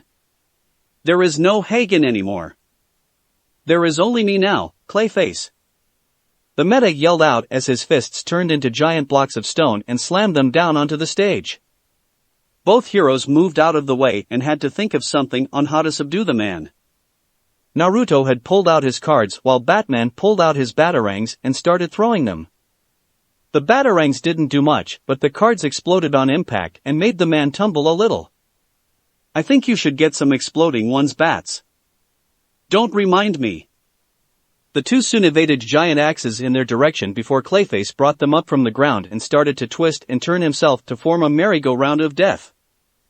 Both heroes had to roll and jump out of the way in quick successions as the blades started to go in various directions, and neither one of them wanted to deal with the fatal blows. During this time, Naruto had thrown many cards at Hagen's direction to try and wound him or distract him to get some chance on getting closer. Things soon changed as the meta brought his arms back to shift them into giant maces and slammed them down in rapid successions, thus causing the masked men to repeat their same process. Soon Vanitas summoned his scythe and shot towards the misshapen man and swung his scythe in a pinwheel motion to cut the man up greatly. This helped wound the man greatly as various clay puddles were formed onto the ground before Naruto jumped into the air and slashed at the changed man. All that was left in the end were the various puddles scattered about in the studio room. "You didn't have to do that, Vanitas," the caped crusader said as he approached the masked publisher. "I know, but you saw it as well last time that this guy can take it," Vanitas said as he rested his scythe on his shoulder. To prove his point, the puddles started to move upwards and started to form human-sized individuals with no distinguishable features. "See?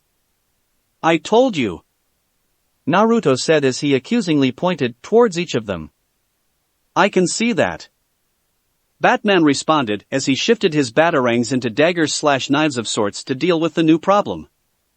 Without any response, the various clay bodies rushed at the two with the intent of ending them. "Duck!" Batman responded at this as Vanitas put a lot of strength into his swing to slice through a good amount of them before the scythe spun around quickly. Once the blade stopped moving, Batman dashed forward and started cutting up the various copies with his batarangs on hand. Vanitas did various pinwheel spins on several copies at a time while Batman kept hacking in rapid successions as he kept on moving through each of them. Both heroes were making good work out of the copies, and before they knew it, all of them started to mush back together to form a large ball of clay. "Move!" Both of them yelled out as they got out of the way when the ball rolled in their direction and crashed through the one wall. The two soon left the studio looking for any sign of Clayface, but it was hard to tell where he disappeared to. Being precautious, both of them walked back to back without saying a thing to each other with their weapons on hand while keeping a lookout for the assailant. What they didn't know was that Hagen was hiding in the air ducts above them, and when the two passed on by, he made his move. He slithered out of his hiding place and caught them off guard by shooting his hands towards them and sticking them towards the wall before detaching his hands. Laughing, "See? I can finally manage on how to do this thing pretty good," Clayface said to them with sadistic glee as he got closer. "Hell! When you had cut me up real good, it gave me so many ideas on how to work this now. So, I got to thank you for that, Vanitas." "You're welcome," Naruto sarcastically said to the changed man. Clayface soon got closer as he brought his hands together to form a drill and aimed it towards the two. Before he knew it, Vanitas phased out of his bindings while Batman pushed his out of the wall and onto the meta-human. Using his momentum, he slammed Hagen through a door and onto the floor before making his way further into the room with Vanitas not far behind. "What now, Batman?" Naruto asked the caped crusader as he soon realized that they were in the recording booth of the studio. Nothing was said as the two were soon slammed onto the large monitor by more of Clayface clay and couldn't move all that well. In his struggle, Batman reached out to some switches nearby and flipped them to get the various screens to switch from static to Hagen's face. "What do you have planned, Bats?" Naruto thought as he saw Hagen's reaction when seeing one of his roles on the screen. When seeing this, Hagen was brought into shock as his mind was focusing on the current visual, thus making all of the clay pulled onto them to recede. Once he was free from his clay prison, Batman started typing various commands in the room to make the monitors change to other images of Hagen's past roles. "What are you doing? Stop it!" Clayface yelled out. "Look at them, Hagen," Batman said as he gestured to the various images. "Look at what you used to be." "No! No! No!" the meta yelled in worry. "Please. Turn them off." Getting the idea on what Batman was trying to do, Vanitas decided to continue. "Listen, Matt, You can play those roles again. Just let us help you. No. Hagen's gone. Stop making him haunt me. Clayface yelled out as he shifted into a past musketeer/pirate role. This made the two reels back in surprise as Hagen started to shift through various forms in rapid succession from a cowboy, a spaceman, a detective, a soldier, and then a vampire. Soon things started to get worse as parts of his limbs started to shift into other parts of his past roles, from a boxer's arm to a robot's leg, a warrior's chest to a knight's head. Stop it. Stop it. I can't control it. I can't handle it all at once. Clayface yelled out as his body was changing rapidly to the point that it seemed he was truly in pain. The meta kept on yelling as his body kept twisting and turning, causing Batman to rush to the computers and try to fulfill Hagen's request. But it was unsuccessful as he was knocked out of the way and was pushed onto the floor with Vanitas. Clayface soon became impatient and tried to turn it off himself by slamming his fists down onto the control panels, thus causing them to spark and the monitors starting to explode. When this occurred, the security guards that came into the room and saw the ghastly sight before them. What the hell is that thing? One of the officers said in shock as the meta soon shifted into a doctor's attire with his being one of a particular celebrity. Mother of mercy. That looks like Bruce Wayne. Another officer said before seeing the being shift yet again into his regular form. With the confusion going on, Hagen lunged forward and slammed his hands into a pair of monitors, resulting in him being shocked with untold volts of electricity running through his system.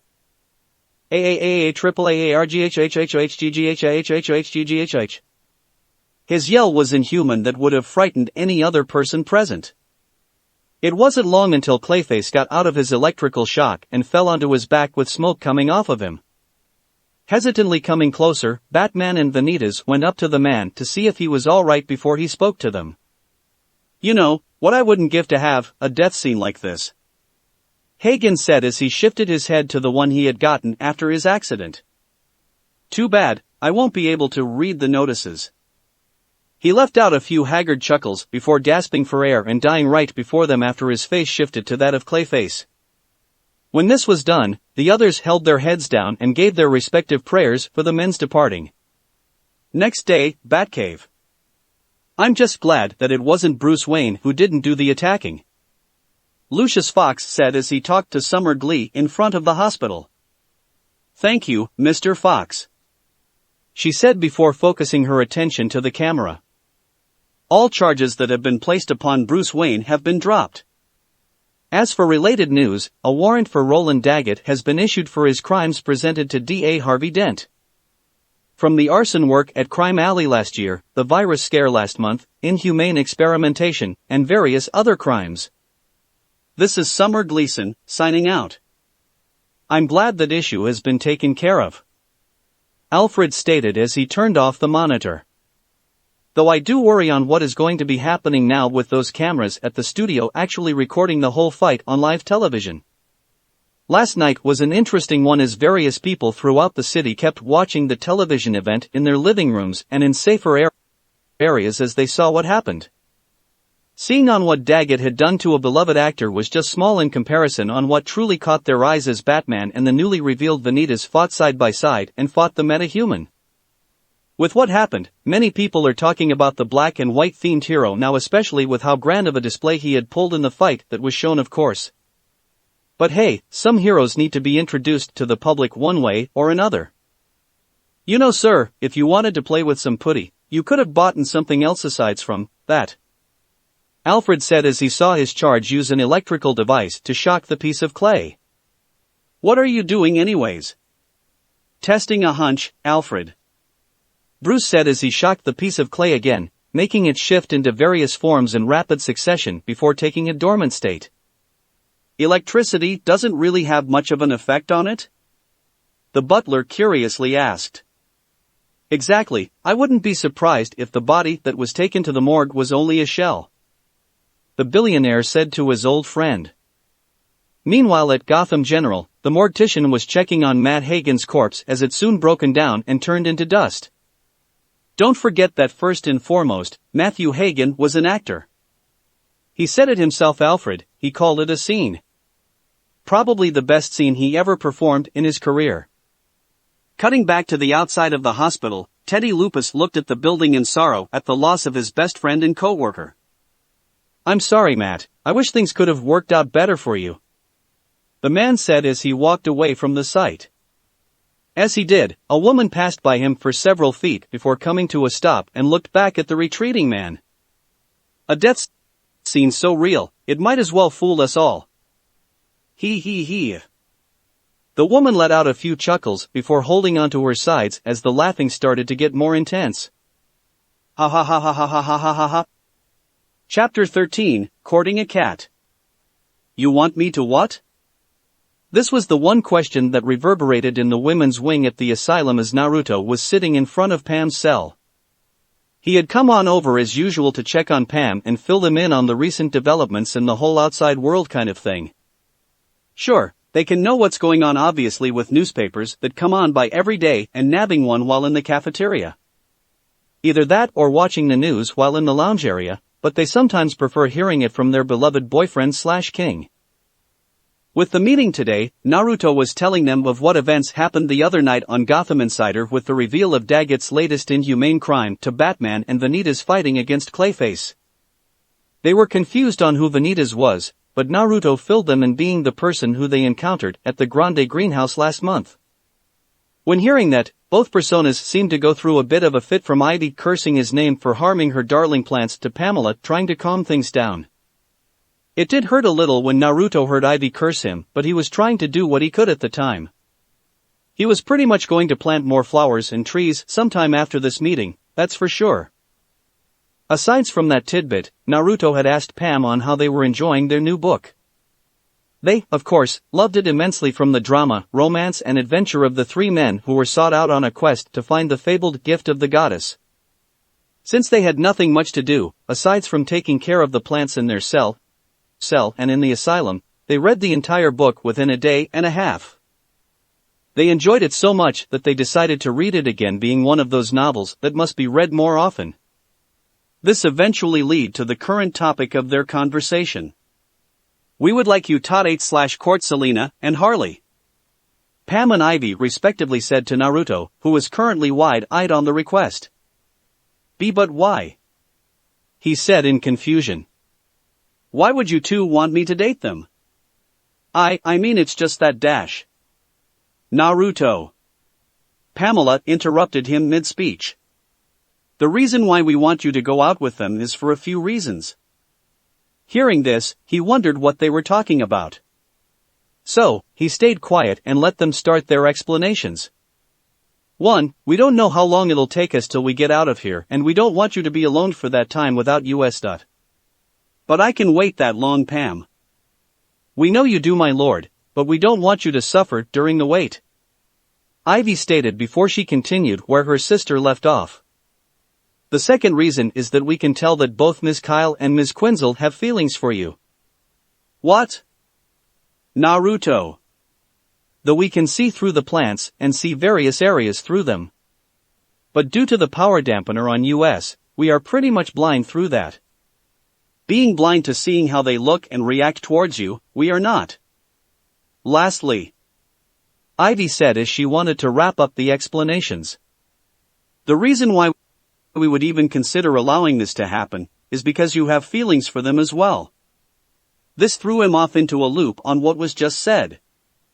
Him having feelings for Selena and Harley, sure, he was very oblivious to the fact with women he interacted in the past in some random times in this world had a thing for him just because of his good looks.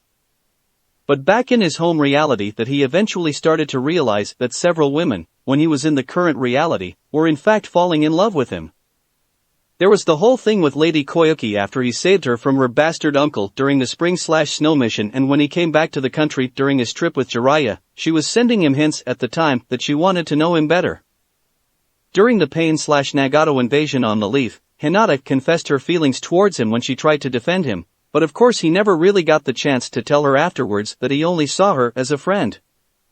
There was also the time at the blood prison that he got to know Ryuzetsu and realized later on that he wasn't dreaming, that she told him she eventually loved him as she gave up her life for him. Not only that, but towards the end of the mission at the Land of Demons, Cheyenne had asked him to help her out in making a new priestess to help guard the land. Yeah, he didn't realize, till he got to this world, that she wanted him to knock her up with a kid. Lastly, there was Sakura.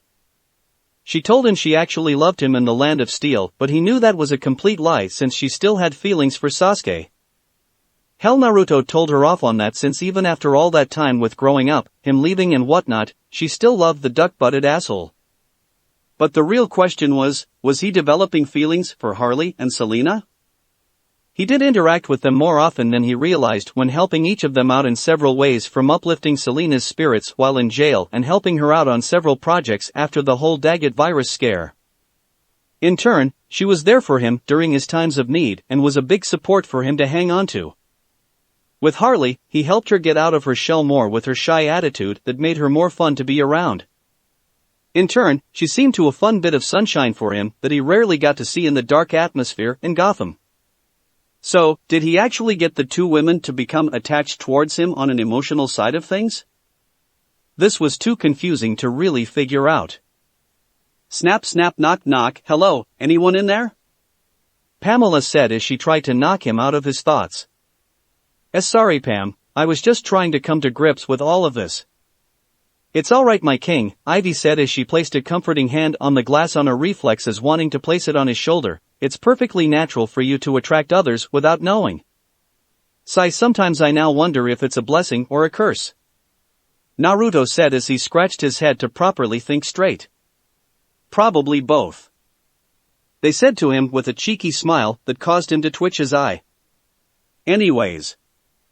With it being Valentine's Day soon, we thought it would be nice if you took one of them out on that day to make it even more special. You sure? Naruto asked them to receive a nod from both of them. But answer me this one thing, why are you two fine with this? Well, it was more so with my sister here wanting you to have more consorts. What? Yeah, it was odd for me too. Something about her king or lord should properly have consorts to be by his side or whatever. Pamela said with a shrug before Ivy took over. It was more among the lines that, since I'm the queen of nature and you are our king, that you should be allowed to have several women to be with while in relations with us. She explained to him. That sounded a bit confusing if you ask me. He thought as he tried to translate on what Ivy said to him.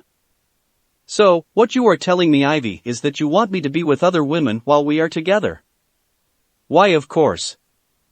She said with a smile. And you're fine with this, Pamela? Yes, I am. Though here was something of what I added into the agreement with my sister. We will only allow women into this open relationship of ours if you love them and they love you in turn, having our agreement of allowing that to happen, and you always come back to us. Pamela stated to their beloved boyfriend/king.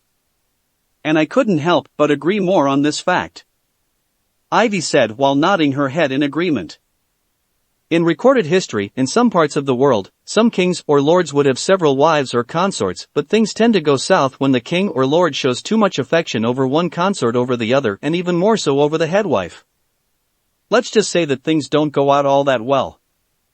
Yeah, no kidding. He thought as he had to read through all that stuff back in his world in the academy with some daimyos going through that route, and it didn't go all that well on various cases. Sure, there were like one or two, but couldn't remember, even if he tried. Well, if you two say so, with you giving me permission to be with other women that aren't you two, I'll need to figure this out on my own. Besides, I don't know if they would actually be fine with this even if I tried to start dating them at all. Just give it time, Naruto.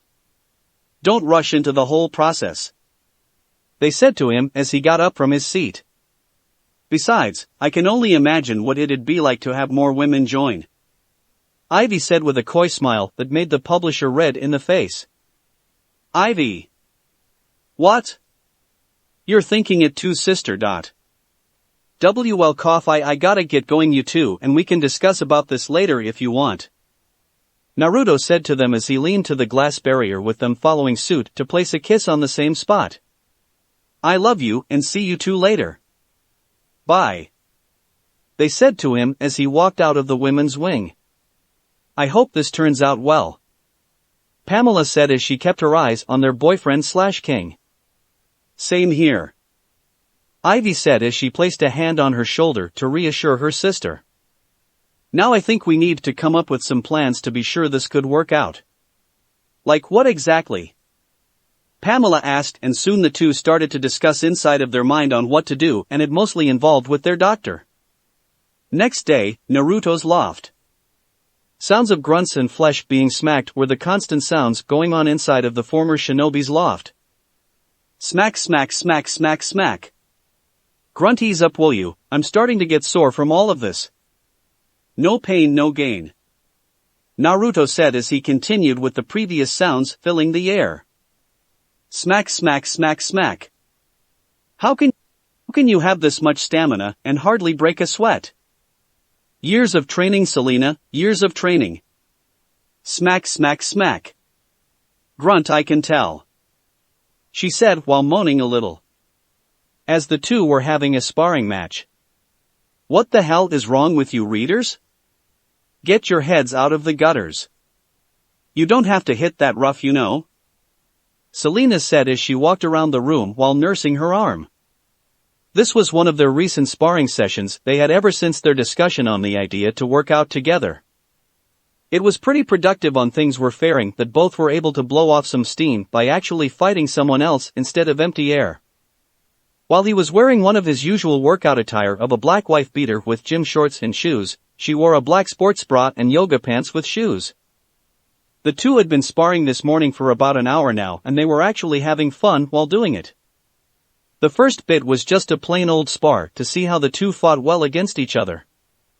In Naruto's perspective, this Ted person did one hell of a good job teaching her, and with Selena improvising the rest of the way on adjustments.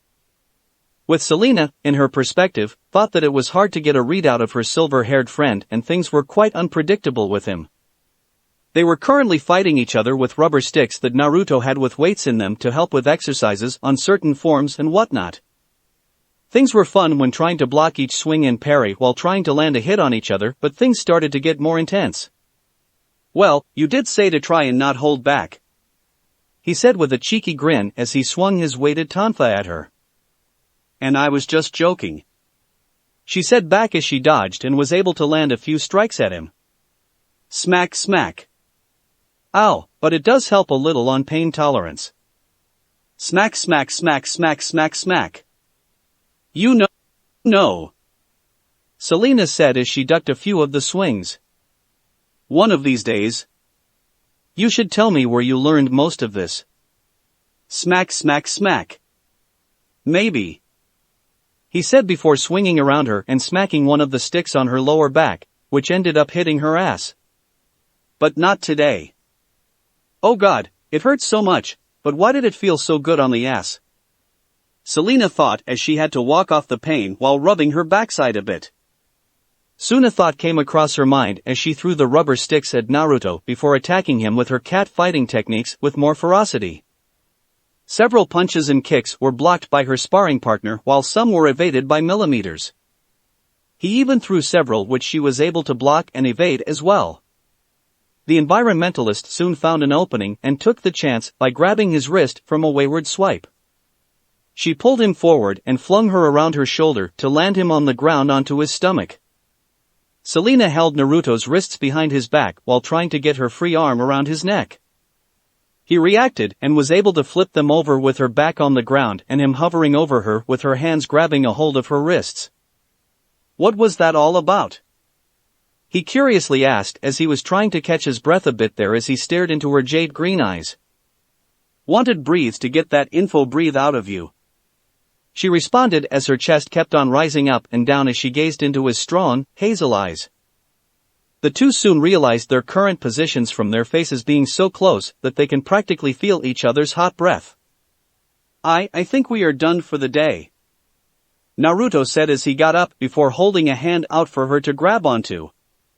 Why yeah, I think so as well, Selena responded as she looked away from him with a blush on her face once she got up from the floor. Groaned, why can't I think straight with her anymore? Was the thought running through his head right now? Ever since that chat with Pam yesterday, he kept on thinking about Selena and Harley in a different light. He tried to distract himself with the spar with her, but after seeing her sweaty form, with some droplets going down her focus. Even Selena isn't faring any better as she kept having a mental debate with herself. Why can't this be easier for me? She thought to herself. I like him as a close friend and nothing more. Then why do you yearn for him? A voice called out inside of her mind. Yearning for his attention. His compassion. To be near him for his warmth? I don't know what you're talking about. Selena yelled in denial towards the voice. And I'm not yearning for him at all. Then why go through such lengths to deny your affection for him? The voice replied back like a whisper in the woman's ear. You know you want to be with him and have him love you. It can be easy. Just steal his heart from Pam like what you have done in the past with all those shiny jewels and riches. I'm not listening to you. The environmentalist said as she mentally put her hands to her ears. La la la la. Not listening. Not listening. I can't hear you inner me. Fingers in my ears. I can't hear you. At this, inner Selena/Catwoman couldn't help but scoff at this while rolling her eyes before receding to the back of the mind. Deny all you want, but sooner or later you need to realize your feelings for him or be hurt in the process. I'm sorry, were you saying something inner me? Selena thought back as she waited for a reply with her inner self but got nothing back. Good. And I'm not denying anything at all. Am I? Hey Selena? Naruto asked, getting Selena out of her thoughts. Yeah? You have any plans later today? No, why? She asked as she grabbed her towel and started to dry herself off from the sweat. Well, I was wondering if you would want to go somewhere and hang out or something? He said to her, getting a slightly confused look in return. I realized we haven't spent much time together and done anything else really asides from the spars here or at your place, or even the few times you came here, unannounced, with you proclaiming you were bored. Yeah, I guess you're right. She responded back in the slight realization. The two really hadn't done much to actually hang out for a change outside of their lofts. She would have considered the times at Arkham, but those were just meetings with Pam and Harley to be friends with them. The only person she really hung out with was Harley, during some of her off hours and days off, and she turned out to be a nice girl to be friends with when Shizen isn't around. So where would you like to go exactly? He asked for a suggestion. Anywhere is fine with me, as long as it's not too demoning. Drat! She said in a joking fashion. And here I was going to think of something fun out of your uncomfortableness. Yeah. She chuckled at the small response with his eyes rolling. Well, maybe we can go out for drinks? I know a pretty nice bar that I go to quite often. Sure, why not? I'm good for several drinks. Great. So, where's this bar anyways if you don't mind me asking? It's called the Stacked Deck and I'll meet you there, shall we say 6? Sure. Naruto responded with a smile. Sounds like a date. Then I'll see you later. Selena said as she headed out of the publisher's loft. Once she left, Naruto had to facepalm and muttered a few things. Sounds like a date. Come on Naruto, it makes it seem you're trying to lead her onto something. Which is clearly not what you're trying to do, but you want to. Cammy, damn it, this is frustrating. In the hallway, Selena felt happy at this that she could have some good quality time with Naruto. Just the two of them hanging out and whatever. It wasn't a date or anything of the sort. Why did she think it was a date? Possibly because he said sounds like a date. And it could imply he thinks it's a date or unintentionally said that out loud. Regardless, this might turn out to be a fun night after all. Evening, the Stacked Deck Bar. Dusk had settled upon Gotham as streetlights, neon signs, billboards and various other things around the city started to flicker on. The lively evening was starting to work its magic as the nightly events were going to go underway, with crime being more active at this time of day, and so does police work. If you mostly take those two factors away, then this city would probably be a boring place to be in, like a small town or something of the sort. Naruto was walking up to the designated bar Selena had selected for their get-together this evening, since he parked his car some blocks away in a security parking garage, since trying to park in this area of Gotham would probably have it stolen or broken into. It wasn't a chilly day, or night in this instance, and also he wore a short-sleeve button-up shirt underneath his tight, yet loose leather jacket with a pair of boots and jeans. When the publisher opened up the door, he was greeted with the sight of several pool tables lined up around the center of the establishment with graffiti and typical bar decorations covering the walls.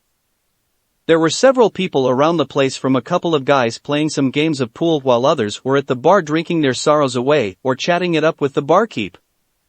When looking around for Selena, he came across a jukebox and decided to take a look at the selections asides from what was currently playing. Okay, we got tunes for dancing, drinking, and fighting, not necessary in that order, he thought as he was scrolling through the listings. He decided to check the barkeep to get a few drinks for him and Selena when he bumped into one of the guys at the pool table. Sorry. Don't worry about it, the man said. He looked at the publisher closely. Hey, don't I know you? It is you. Ha, I knew it, the man said as he went back to the pool table and pulled out something from his inner coat pocket. You're the guy that wrote this, right? Taking a look at what he's holding, Naruto thought the man was holding either one of his Ica works, Ninja Storm or Gutsy Ninja. But in fact, he saw it was a regular copy of his latest Loveless story. One can tell that it was a regularly copy of his book that was sold in stores, with the light blue cover with the graphic of a woman in the background with three silhouettes in the foreground with the title towards the bottom. The public copies of his Loveless novel had come out recently, several days before Valentine's Day. From what Naruto had gotten from reports of revenue and reviews back at the office was that it was a major hit amongst fans and other readers alike. It will pretty much be very popular in the times to come, and who knows what might occur next because of it. This means though that he'll need to schedule for a book signing event or something if the fans demand it. Why, yes, I am, Naruto said, getting the man to hold it out for him with a pen, getting the former shinobi to take it from his hands and autographed it before handing it back. Thanks, the man said as he put the book back in its previous spot. Now my wife will get off my back saying that I need to stop going to bars often. Glad to be of some help. Frank. The name's Frank, the now identified Frank said. He kept on talking. Funny seeing a guy like you in a place like this. Shorter in real life as well. Okay, then, the publisher said as he didn't know on how to respond to that. Frank then grabbed his things and left the bar, probably going home and showing his wife the autograph like what possibly intends to do. Once that was settled, Naruto went up to the barkeep to order a few drinks while he waited for his friend to arrive, or was she here already? Need to be sure on the later. Excuse me, ma'am. Yeah, the barkeep asked as she looked up from her duties. She seemed to be a lovely woman with straight brown hair, blue eyes, with slightly pale skin with faint pink blush, black and red eyeshadow, and red lipstick. Her attire, from what he can only see the top portion, consisted of a purple button-up shirt with the sleeves rolled up to show it had white and black stripes on the inside with the buttons unbuttoned to show off her cough assets. She also wore a black vest that hugged her body nicely and seemed to push up her cleavage more to possibly distract others. The notable features on her were her eyes seemed to scream out danger to those who messes with her, and the heart tattoo on her left breast. Has Selena come in recently? Like today or on a previous day? She asked with her features getting a little stern. Telling it was a question for what someone shady or someone of the collar would sometimes end up asking, he decided to rephrase it. Sorry, I meant to say, has Selena arrived yet or not? She told me she's a regular here and I'm meeting up with her for drinks. After hearing this, the barkeep softened her features a bit before replying back. Why didn't you say that in the first place? Well, she's just using the little girl's room to freshen up. Said something about meeting a cutie, but I didn't expect the guy to be you. You do seem to be her type. Telling from the look she was giving him made him know she was practically undressing him with her eyes. Wasn't the first time a woman did that to him, and she won't be the last. Chuckle, yeah, that would be me, he said as he took a seat at the bar. So, what can I get you, sugar? The barkeep asked with a seductive grin. I'll just have some scotch on the rocks. I just want to have a pleasant night with her and don't know how long we'll be here. I hear ya. Didn't take long for the drink to show up along with another one, probably Selena's preferred poison, next to his. Naruto pulled out his wallet and paid for the drinks before pulling out 100 and put it in the tip jar near the barkeep. For the fine lady of the establishment, he said to her, that made her smile a bit more. Why, thanks for the tip, and how did you know I owned the place? Actually, didn't know that till just now, and you're welcome. Didn't want to be rude to a nice woman, such as yourself, and make her feel unappreciated for her hard work. Seems that I'm liking you a whole lot more now. Good to know. Also, don't mind me asking, but didn't I hear Frank say your name was Naruto Uzumaki? Sigh, yeah. She ducked down behind the counter and came back up with each of his works along with the recent Loveless novel. Having done this hundreds or thousands of times, his hands went on autopilot and signed them before handing them back to their current owner. From there, she ducked back down before coming back up to show she pretty much put them in a safe place. A tip and a signing from one of my favorite authors. This night is turning out fine so far, the woman said with her usual smile. Also, I hope you don't mind me asking again. Which would be? He said as he took the glass to his lips. Have you and Selena fucked yet? Cough what? Cough no. Naruto replied as he tried to get himself under control after the sudden question. Really, she said with a surprised look. Well, I just wanted to be sure on that. What gave you the idea? He said in slight curiosity. After getting out of the joint, she couldn't stop talking about her friend, realized that being you now, on how great a guy you were. How you made her feel very special, appreciated and all that fun stuff. Of course, during the past few times she was here, she got drunk off of her ass and started proclaiming her love for you and whatnot. I see. The way I see it, she has it in for you deep. I should also let you know that I have a keen sixth sense in spotting those who desire to get laid. During the past several visits, I could practically tell that she hasn't gotten laid in a long time, and if left alone for much longer then things might not turn out pretty. I'll keep that in mind. So, I suggest you settle things with her soon, sugar, like within several days soon. Thanks, he somberly said as he thought over what the barkeep said to him.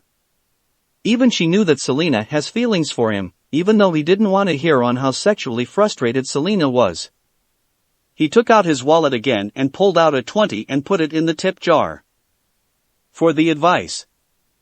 It was actually free advice to a friend of a loyal customer, but I'll take it. How about I'll give you and Selena the next few rounds on me? I'll take that offer. Also, I didn't catch your name. Oh, how rude of me. The name's Hey Moxie. Has Naruto. Oh, you're here. Selena was by the bar when she saw Naruto sitting there while chatting it up with the now identified Moxie. She was currently wearing a white shirt underneath a brown leather jacket with a pair of tight jeans and boots. From what other details he saw Selena in was the fact she had put on some light makeup to enhance her features and that her short hair was tied back to a small ponytail. Yeah, I was just waiting here and talking with Moxie here. She offered up several rounds on her for us. Well, that's nice of her, Selena said as she skeptically looked at the bar owner on what they were talking about. Now you two got sit in a nice booth on the far side so you can have a nice, private chat. Planning on that. Not long after Naruto grabbed the drinks to find a better seat, Selena looked back at Moxie for a few moments before following her friend. She was right in those drunk moments, Moxie said with a seductive grin. He does have a nice ass. So, what were you two talking about while waiting for little old me? Just wanted to know who I was and ended up wanting me to sign her copies of my books. He said to her while withholding more details on that conversation. Luckily, she bought it as the two got situated in their seats before they started to talk on various things. With several glasses changed out, things started to shift gears a bit. So why is Shizun flying out to Russia, of all places? There's an area in eastern Russia where an area of Siberian tigers resides. Selena answered as she took another sip of her drink. It's supposed to be one of the few remaining, forested areas where the refugee felines take refuge in, and I want to be sure it stays that way. I'm guessing she's there to be sure the request gets forwarded well, with bribes I take it. Sigh, yeah. Only thing really that can make it happen these days, and it's not great. Seeing her discomfort, he reached for her hand on the table and grabbed a hold of it before speaking in a reassuring tone. Don't worry, Selena, things will go well. You'll see. I hope so as well. Soon the door to the establishment was roughly opened as several thuggish-like people came walking in with lead pipes and started pushing people out of the way, towards Naruto's and Selena's direction. By the bar, Moxie rolled her eyes as she knew what was going to happen and grabbed her things before ducking down. Of course, the two friends were able to hear her say, "Don't wreck my bar." Over the commotion. Wonder what those guys are here for? Naruto asked the obvious question. No clue. Selena Kyle. The penguin says allo. Selena. What did you do? He asked as he recognized that particular name from one of his previous chats with Kurama. The penguin, aka Oswald Cobblepot, was a crime lord who originated here in Gotham from the esteemed Cobblepot family before moving to the UK. Years pass and Oswald eventually started his criminal business there with black market dealings before moving his operations here in Gotham. Once settling in, he opened up Gotham's hottest nightclub, the Iceberg Lounge, to present himself as a reformed businessman. But after hours, he would do all his usual dealings of smuggling, black market works and other ruthless professions. The question running through the publisher's mind is, why is Selena involved with him? Promise you won't be mad at me when we're out of here? She said with some worry in her tone towards her friend. Sigh, I promise. As this was going on, one of the thugs that was near the jukebox slipped in some money and selected a song that possibly seemed appropriate in the current situation. Insert Hitman Absolution, Welcome to Hope. Beat it. We're here for her. One of the thugs said towards the publisher. If you care for your own skin, you'll get the hell out. She's with me. Naruto said in a stern tone before looking at the thugs. Thugs. Though I think you need to leave. With a snap of the fingers of the head thug, one of the underlings grabbed a hold of Selena. This ended up giving him a punch to the face by the woman and then kicked him onto the table before punching his head hard to render him unconscious. One thug came up from behind and was going to smash Selena over the head with a beer bottle if it weren't for Naruto grabbing a hold of his wrist. The publisher then punched the man across the face, nabbed the bottle and swung it back to hit one thug on the head before kicking the man Naruto was holding to the side of the room. Another thug didn't take too kindly to this as he charged right at the silver-haired male. Seeing this coming, Naruto grabbed the man by the collar and hoisted him up so Selena can kick him in the face. Once the current set of thugs were down, the two friends looked at each other with smirks on their faces as they were ready to face the next round of goons. The two charged at them as Naruto had to dodge to the side from a knife stab before grabbing the knife wielder and slammed him onto a nearby table, breaking it in the process. He soon grabbed another thug that tried to tackle him to the ground and slammed his head to the nearby pool table. When he didn't see any other thugs nearby, Naruto looked over to see if Selena was okay, only to see her standing over a couple of down thugs. She looked over to him and flashed him a smile before seeing more thugs coming their way. Seems we aren't over yet. Selena stated as they got ready for more. The environmentalist grabbed the nearby pool stick and slammed the one end over a knife-wielding thug's head before the former shinobi punched the man across the jaw. Selena then jabbed the stick onto one man's stomach as Naruto elbowed the man to the face. Things were starting to wrap up as another thug ran towards the two, but Naruto did a sweep kick to knock him down and slammed his foot onto the man's head for good measure. "You know, Selena, this song and dance number here is going well so far," he said to her as they went back to back with each other. "I agree, and I think they want more." She gestured as several thugs were getting back up. "Then let's give it to them." Naruto grabbed a hold of the pool stick in her hands and swung it around hard like if he was wielding Lunar Rose as Selena ducked down to avoid the strikes. The results were soundly proven as loud smacks were given off as the pool stick hit each of the surrounding thugs' heads hard to end up having them knocked on the ground. With what remaining thugs that were coming their way, Naruto decided it was time to wrap things up. So, he slammed the pool stick down onto his leg to break it in half to use as eskrima weapons to hit the thugs in quick successions. "Heads up!" Selena called out as she ran towards his direction and quickly saw who was some feet behind him.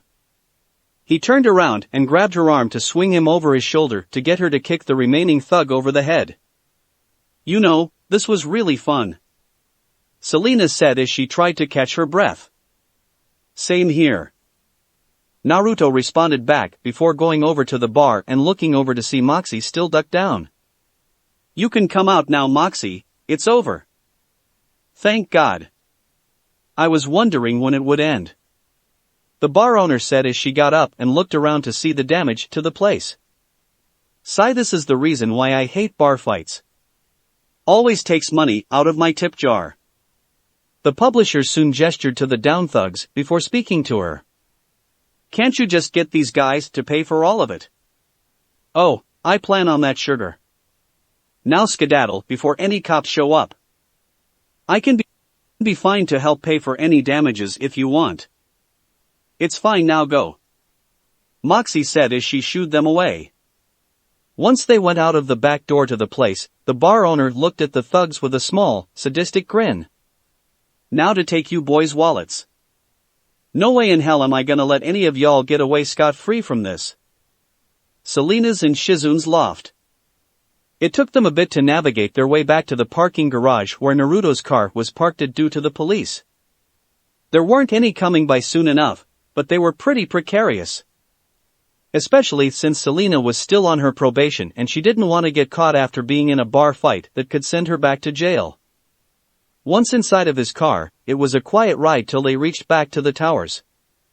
It was pretty uncomfortable with what was running through their respective minds, but would have been better to say it all once they were in either one of their lofts. When they got to Selena's loft, that was when Naruto broke the ice. "So, mind telling me what was going on back there?" he asked her in a neutral tone. He wanted to understand what was going on, but didn't want to raise his voice in the matter. Selena complied and told Naruto the truth. It turned out that a while back, she took out a loan from the crime lord to help out on an environmental issue. She would have paid it back due to her getting some money back to pay off the loan by thievery. But due to her being on probation, she couldn't be able to get back into stealing to pay back the loan on time. "You could have asked me for help on this, Selena." "I know, but I didn't want to get you involved." Ring ring ring ring. They heard the phone for the loft go off as Selena went to answer it. She sent Naruto the still present, worried look before picking up the phone. "Hello, Kyle and Kato residence." "Oh, Shizun, good to hear from you. How was the flight?" "Yeah, I bet, half a day's worth of flying can do that to a person." "So have you contacted the officials yet on the details?" On this part of the conversation, Naruto saw the look in Selena's face that made him realize something did not go all that well. It was very similar to what happened when she couldn't get the reserve outside of Gotham last month. That forest is the last refuge for the Siberian tigers in the whole region of eastern Russia. "I can't believe they're going to cut it down just because we can't afford the cost of a few bribes for local officials," she said in a stern voice to remind her friend on what's what. "Can't we do something with the world press then? Put some sort of pressure on them?" "I know, 40,000 is a lot of money when you have to get it honestly, Shizun." "I know, but keep after them. We can't give up on this. Selena then ended the call with a tired sigh, as with so much stress on her shoulders now. You know, sometimes I miss the communists over there. They would have been cheaper to bribe. He would have said something in response on this, but a voice answered from the dark parts of the loft. Money problems, Miss Kyle? The two turned towards the source and saw it was Batman. I told you that I'd be coming for you the next time you stepped out of line. What do you mean? She hasn't done anything of the sort since getting out. Naruto told the hero. Unless she did something without telling me. She was seen by witnesses tonight. Seen? Doing what? Where? She asked in surprise, since this was all too sudden right now. The police are on their way. I thought it would be best if you Batman tried to say but was cut off. Whatever this is about, it wasn't me. You have an alibi? She's been with me for the past hour having drinks. Naruto said to help back up Selena's innocence. And where was that exactly, Mr. Uzumaki? The stacked deck. You can ask the bartender over there if you have to. She's been serving us drinks for that whole time. Silence filled the air for a few moments before Batman finally responded. I'll be sure to tell Gordon on this then. With that, the hero went to the patio door and exited the loft via grappling hook. Scoff, of course, whenever there's trouble involving theft in Gotham, he would naturally come to me. She muttered under her breath before feeling Naruto's hand on her shoulder in a comforting fashion. Selena. Don't worry, whoever this copycat thief is, they'll catch the guy, I'm sure. There was nothing more than she wanted to do and try and be closer to her friend. But with recent events made her shrug off the shoulder and walk towards the door to her loft. Where are you going? Searching for some answers.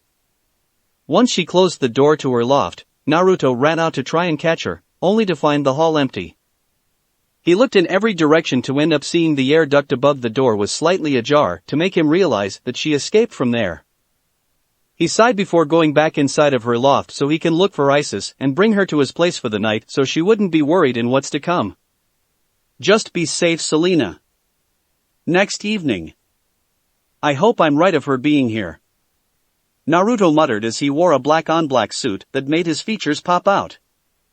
He looked in various directions to find his friend and possible love interest in the crowds while avoiding varying looks of single women giving him hungry looks.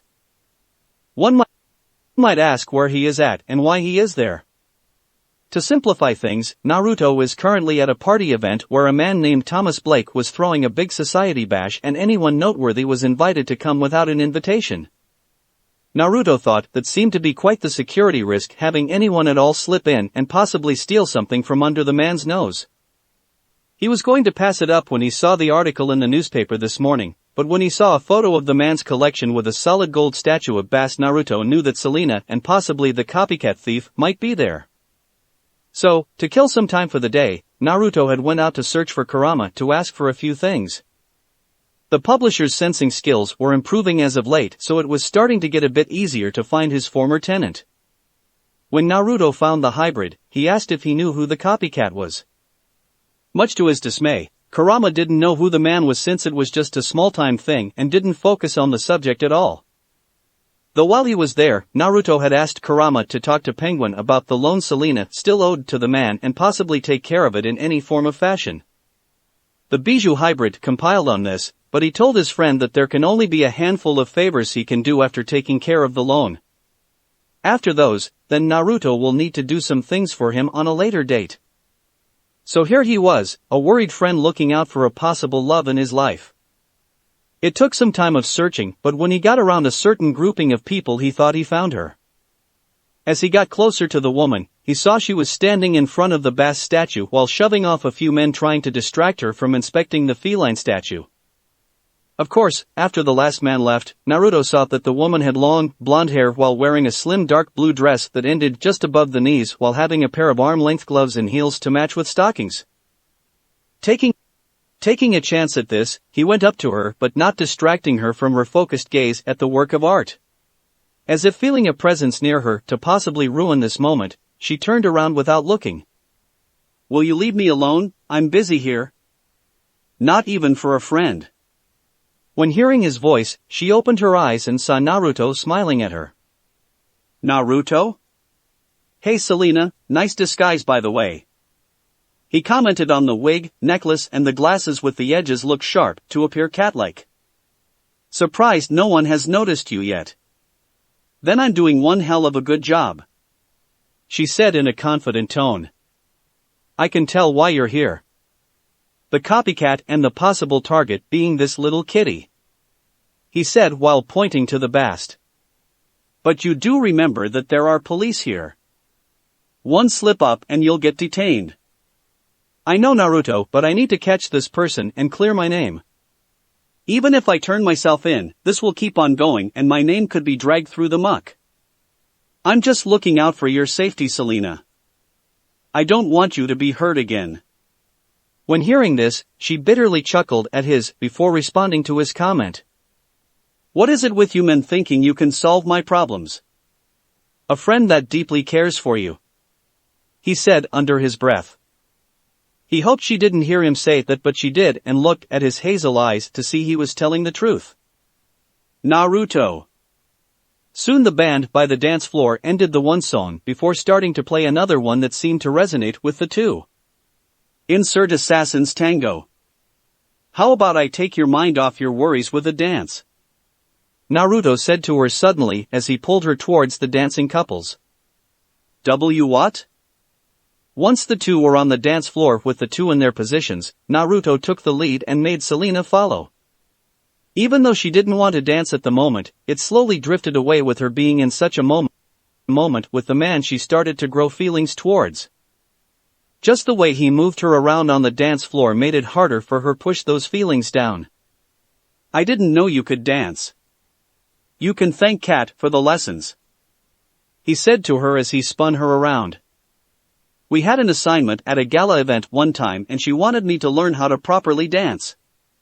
So, she took it upon herself to teach me a few dances just in case, and the tango was one of them. The dance kept on going between the two as everything around them started to fade away with only the music remaining. It felt as they were in their own little world to dance until who knows when, but it didn't matter now. Both were captivated with the other and hardly took their eyes off of each other as they moved in their hypnotic dance with each other. There was one thing that came to the forefront of the publisher's mind that he needed to address to his possible love interest. You don't need to worry about Penguin anymore. What? She asked in a slight haze with her mesmerized in the current moment. I said you don't need to worry about that loan to Penguin anymore. This time she heard him and looked at him in shock. But how? What did you? I asked a friend of mine to take care of it. Got a call from him earlier saying that it was all sorted out and you no longer owe Cobblepot anything. When hearing that, she knew there were no lie threaded into what he just said. She smiled at him and went up and placed a peck on his cheek before saying thank you to him. You're welcome. The music seemed to build up to its climax as both realized that their little world was starting to crumble before them. So, they kept on dancing on what they could to savor each remaining moment like it could have been their last. But as soon as the song was done and over with, there were some clapping from the viewers for both the band playing and for the couples dancing, but it was mostly focused on Naruto and Selena. With how close the two were, the two could have practically kissed, but the pressure seemed too much for her and she broke the hold with him. I am sorry, but I have to go. She apologetically said as she walked away from him. Selena. It wasn't long until he saw her bump into Bruce Wayne, who was in the crowd, as the two started to talk. He could barely make out on what was going on before she started to argue with him about turning herself in or something of the sort. He wanted to intervene, but several people were coming up to him to chat. He tried to excuse himself to get closer to Selena, but one thing was called out ended up filling him with dread. You who? Mr. Police Officer. Crash. With the surprised moment that occurred, Naruto was able to get out of the way from the crowd and saw a red-headed woman on the floor drenched with drinks while Bruce was attending to her. That didn't matter now as he saw a few officers run after Selena, making him go after her while trying not to be spotted by the other guests. It took him a little searching until he saw the security run towards a different direction after chatting with the host of the party. He was going to follow them until he saw a certain smirk on his face before closing the door. This made the former shinobi realize that his friend was in there, but what was the man hiding? So, he phased his way into the room after hearing something loud come from the room to end up seeing it was empty. He would have looked harder to search if he didn't see the bookcase finally close up on itself.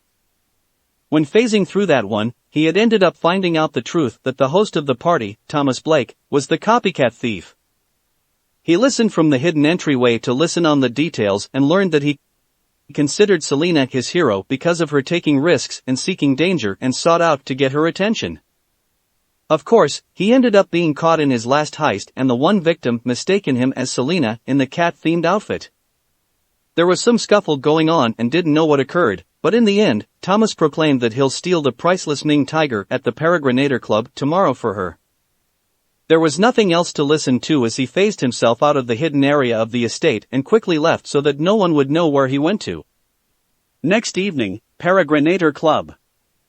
And this takes care of the caterwauling alarm system. Laugh caterwauling, I kill me. A man said as he was hanging upside down while adjusting the alarm system.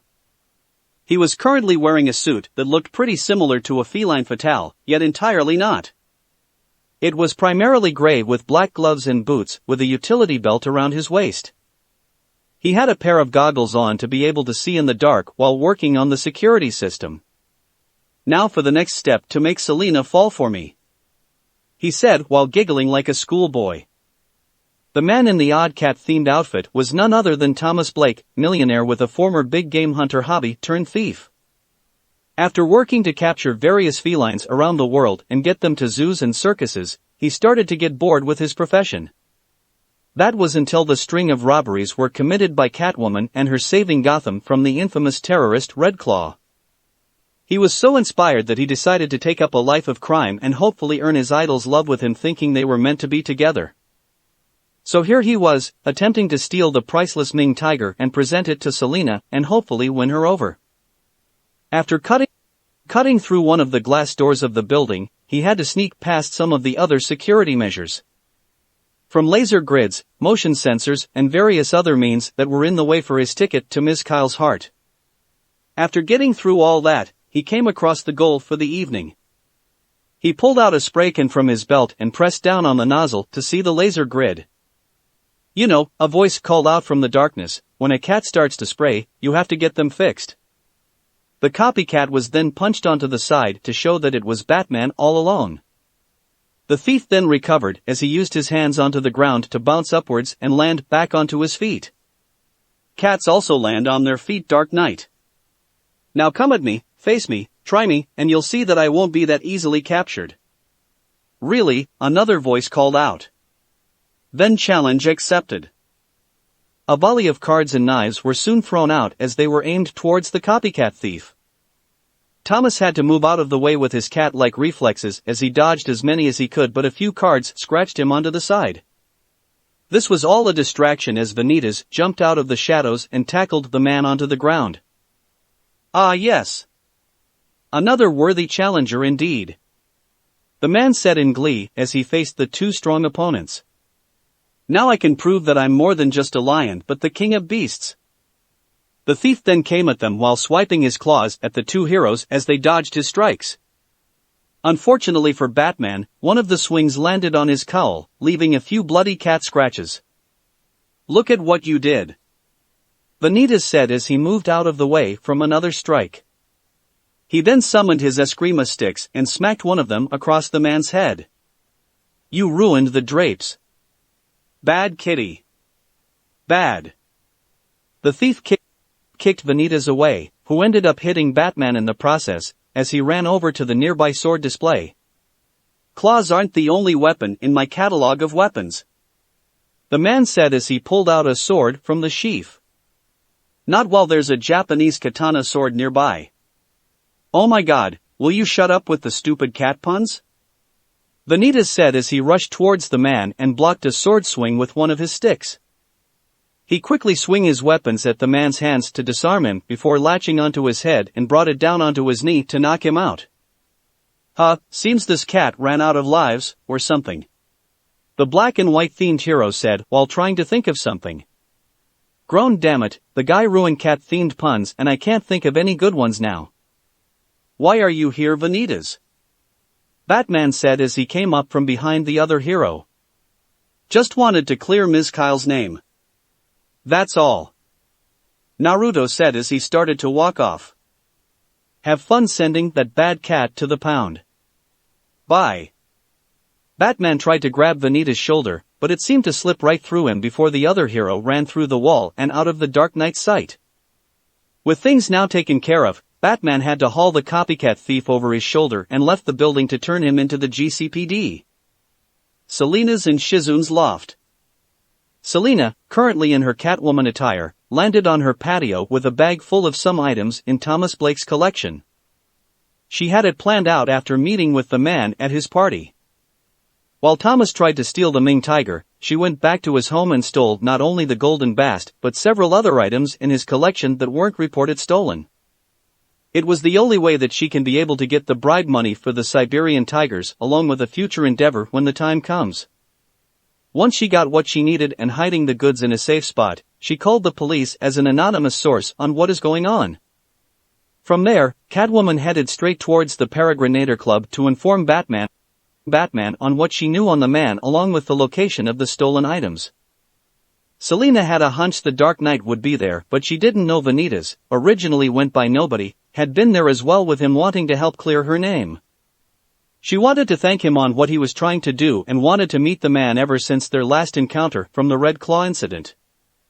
Once she got back into her loft, she went straight towards her phone and dialed the number Shizun left for her while staying in Russia as she pulled off the head portion of her outfit. Come on, pick up, Selena said while tapping her foot onto the ground. Didn't take long for her friend to finally pick up. Hey, sorry if I'm waking you up, Shizun. Wait, so it's lunchtime over there? Sorry, sometimes hard to remember foreign time zones at times. Oh, that? I was able to clear it up an hour ago. The cops are actually happy about it and off my case. Anyways, the main reason why I'm calling is that I want you to contact those officials. I was able to get the bribe money needed. Stealing?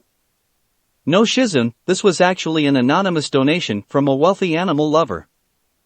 Really, and he did say that he was thrilled to give it to me.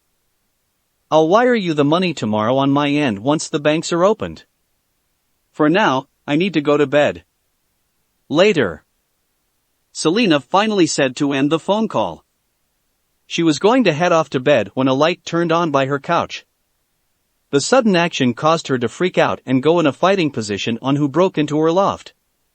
Had a fun night, Selena? Naruto said as he was sitting with his legs crossed with Isis on his lap. He was petting her gently enough to not really disturb her but not enough to make her fall asleep. What are you doing here, Naruto? I was just waiting up on you since I had something to talk to you about. But the one question running through my mind now is, what were you doing? I was out doing a public service by catching that copycat thief. She replied with her arms crossed. I believe you on that. So next question, what's in the bag? Donations? I believe that as well. He said to her in a deadpan tone that ended up surprising her. Really? Yeah, you did tell Shizun that Thomas Blake practically gave it to you willingly. Well, that's good. She said as she let go of the breath she unknowingly held. Then she realized she never told Shizun she got it from Thomas but an anonymous donor. Wait, how did you dash? Know his name? Naruto finished off the sentence as he slowly got up from the couch and gently placed Isis down to not disturb her rest before explaining to her in detail. When you ran off at the party, I went to follow you and hopefully get you out of trouble. Of course, I knew something was up when I saw the host smirk on his face and I checked the room if you were there but only found the hidden entrance slightly ajar. I ended up hearing quite enough on what was going on and I wanted to inform the police on my findings. He stated to her as he walked around her for a bit before coming in closer to her. But why didn't you? Insert Mass Effect, Reflections Extended. Because you told me that you wanted to take care of this situation yourself, to clear your name. That's what I did since I wanted to respect your wishes. She felt happy when hearing that and he trusted her to do this on her own and couldn't help but voice it. Thank you Naruto, for trusting me. You're welcome. You know. This makes it a few times now that you practically saved and helped me. She admitted as she sat on the other couch in the living room. You just keep adding things to my list, don't you? How so? First was helping me out on the reserve outside of Gotham to help secure the land. Second was you visiting me in prison, aside from Shizen, to help keep my spirits up. Getting the DA to take my case. When I was literally dying and you stayed by my side the entire time. As she said the last one, he sat next to her and placed a hand on hers and gave a comforting squeeze, which she didn't mind. Once she repressed that experience, she continued with a small smile. And recently with you getting Penguin to get off my back with the loan. And just so you know Naruto, I don't like owing people. I know that Selena and I think you might have forgotten a few. How so? She asked in curiosity as she wanted to know what he thought was additional to that list of hers. Never mind. Forget what I said. He responded as he was referring to the times of her helping and saving her when he was Vanitas. So, are you going to try and make a fresh start with you trying not to steal that often? When asked this, she had to stop and think for an answer, but couldn't think of anything. Honestly, I don't know for sure. Why's that? Because there's no such thing as a fresh start. Was the response in a slightly bitter tone? This made him curious on the statement since most people have said it often to start a new part of their lives. Having a clean slate. A new life. A new beginning. Would you mind telling me on why there's no such thing as a fresh start? He said while repeating her question. I'm just curious, that's all. Well, even though you try to start in a new location and try to change your life for the better, there will be things from your past that seems to creep up at you. Showing up unexpectedly and ruining your new life. We all have something to hide Naruto, there's always something.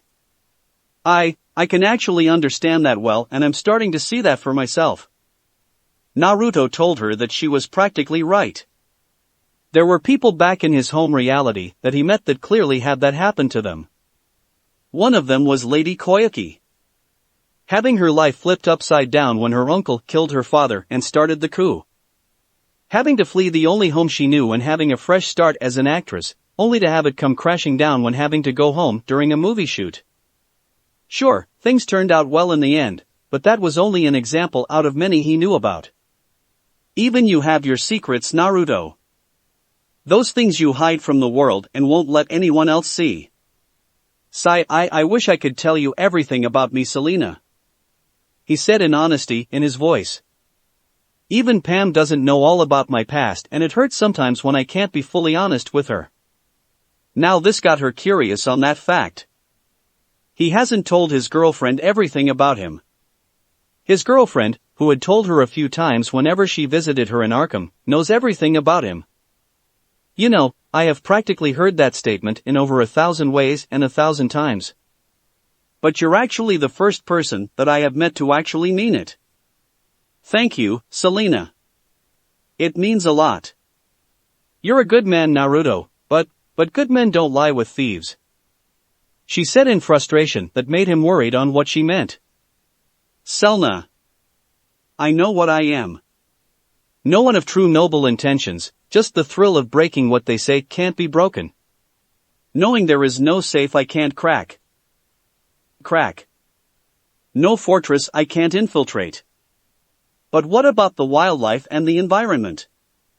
He said to her as he made her face him. You told me you had stolen in the past so you can help flora and fauna whenever possible. Following what your mother was and loved to do in life.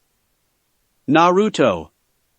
So, I don't believe for 1 second that's all you are. That's what you keep telling yourself and what others end up labeling you as. He told her his memories of his previous life was like. Of being scorned by the villagers, being ignored, abused, mistreated. All because of what he was. Being Kurama's container, his Jinchuriki. You really have put a lot of faith into someone who doesn't truly deserve it. Selena responded to his statement as she leaned back in her seat. Sure, I've stolen from those that deserved it, but I've taken plenty from good people too. She ended up chuckling a little before saying more. And for what? Some nice stuff to make my life more comfortable. And before you say anything, yes, I've also stolen for the environment, but it's only temporary. He kept being silent since he knew there was more to her explanations than she let on. It's like a drug now that I think about it. The high is nice, but it wears off. Then when things settle down, you look around and see nothing. So, you get back out there and try to chase that feeling down all over again. But it never really amounts to anything. Sigh, I know it's not the same Selena, but I know what you mean. There were things I just kept running towards and never could grasp. I tried to reach it, but it kept moving farther away from me. After everything I've done, everything I was capable of, after coming back home felt disappointing. Once hearing his thoughts, she threw caution to the wind and scooted closer to rest her head on his shoulder. He tensed a bit before encircling his arm around her to bring her even closer, which made her feel happier. They sat there like this for a bit, just enjoying the feeling of having a better connection with each other than before. Selena. She responded as she didn't want to move from her comfortable position. There's something I need to tell you. He said with some slight hesitation with a hint of nervousness. Which is? She didn't get a verbal response right away as she felt his hand lift up her chin. She was confused on what he was doing before feeling his lips on hers. Selena opened up her eyes in shock at this and looked towards him as he pulled away. Even after his lips left hers, she could still feel the tingles as it slowly faded away. That I think I'm starting to fall in love with you. That one sentence, just that one sentence, made all hidden self-doubt Selena had about her feelings towards her friend be thrown out of the window. It was overwhelming to the point that she practically exploded in joy and happiness. She grabbed a hold of his face and slammed her lips onto his. Everything she kept hidden was finally released as she claimed his lips again and again and again. He loves me. He loves me. Oh, thank God he loves me. She yelled out in her mind as she kept kissing him. It even made her happier when he wrapped his arms around her to hold her closer onto him as he returned his kisses towards her. It was like a fire was ignited between the two, and they needed to do this to extinguish the flames. The two then separated as they had to catch their breaths to see the love in their eyes towards the other. It felt so right on what they were feeling, that they started to forget everything else in the outside world. With Selena, it was mostly Naruto's relationship with Pam. While with Naruto, it was him wanting to tell Selena of what Pam told him. The next action that was made was when Selena got up from her placement on the couch and straddled his lap before kissing him again. Lemon start. She parted from the kiss as she rested her forehead on his before leaning back and stretched to get a rise out of her love interest. It was clearly working as she felt a reaction from down under. Do I have to do all the work myself, or are you going to undo this for me? She asked as she gestured towards the circular zipper that she was playing with her finger. Let me help you. Yet another thing to add onto my list. She responded with a cheeky tone. He chuckled at this before grabbing the zipper and started to pull it down slowly. It felt excruciating for her on what felt eternity for him to even pull down all the way. Are you trying to tease me? Is it working? The publisher asked with a smirk. Oh, you cheeky bastard. She thought before smacking his hand away and pulled down the zipper all the way down to release her chest from its leathery bindings. From there, Selena got up from her seat and walked away as she beckoned for him to follow. He complied as he came up to her and slammed his lips onto hers again. A squeak of surprise escaped Selena and she stiffened slightly as Naruto's hands ran over the small of her back, shooting sparks of pleasure down her spine and leaving goosebumps in their wake. Naruto grinned into the kiss as one of his hands made its way further down to her rear and squeezed it softly. This made her open up her mouth from the action before it was assaulted by his tongue, which fought for dominance. Their tongues dueled desperately with each other, vying for supremacy and dominance. They kept the connection as they awkwardly walked back to where Selena's room was at before she fumbled the doorknob to get it to open. They didn't break the kiss as they kept walking towards the bed before falling upon it with Selena on the bottom and Naruto on the top. Naruto then broke the kiss as he separated with his current lover as a string of saliva kept things connected with the two. Once it broke, he grabbed the bottom of his shirt and pulled it off to show Selena what she was getting for part of her meal for the evening. She came up and surprised him by throwing him onto the far side of her bed as she crawled towards him with predatory eyes.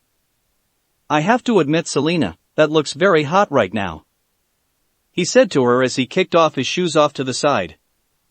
She didn't say anything as she kissed him again with her hands placed onto his sculpted chest for support. Her hands then roamed around to feel the compacted muscles and with every twitch she felt made her more excited than before.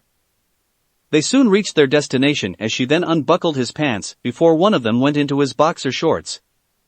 Once feeling his member, her eyes widened in surprise when she felt the hot member in her hand. Are you kidding me?" she thought as she tried to guess the size. "I can barely wrap my hand around it." She then let go as went down towards his lower half and pulled his pants and boxer shorts down to release his member out of its trapped confines. The size of his full-masted penis was actually bigger than the men she had slept with in the past to relieve stress. Roughly 10 inches in length and, like her previous thoughts, thick enough for her hands to barely wrap around it. She then gazed downwards to see his ballsack being plump and full of his life batter. "It looks like it's about to explode." He must not have done it since she had her accident, she thought as she stared at the globes in awe and wonder. It must have been a miracle for him to be sane after all this time.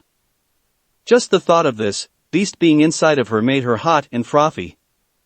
She inhaled deeply to take in its musky scent as she got closer to breath hot air onto his tool. He shuddered on the feeling before he started to moan when she started to move her hand up and down slowly. Her hand started to speed up in a pumping motion, making him fidget slightly.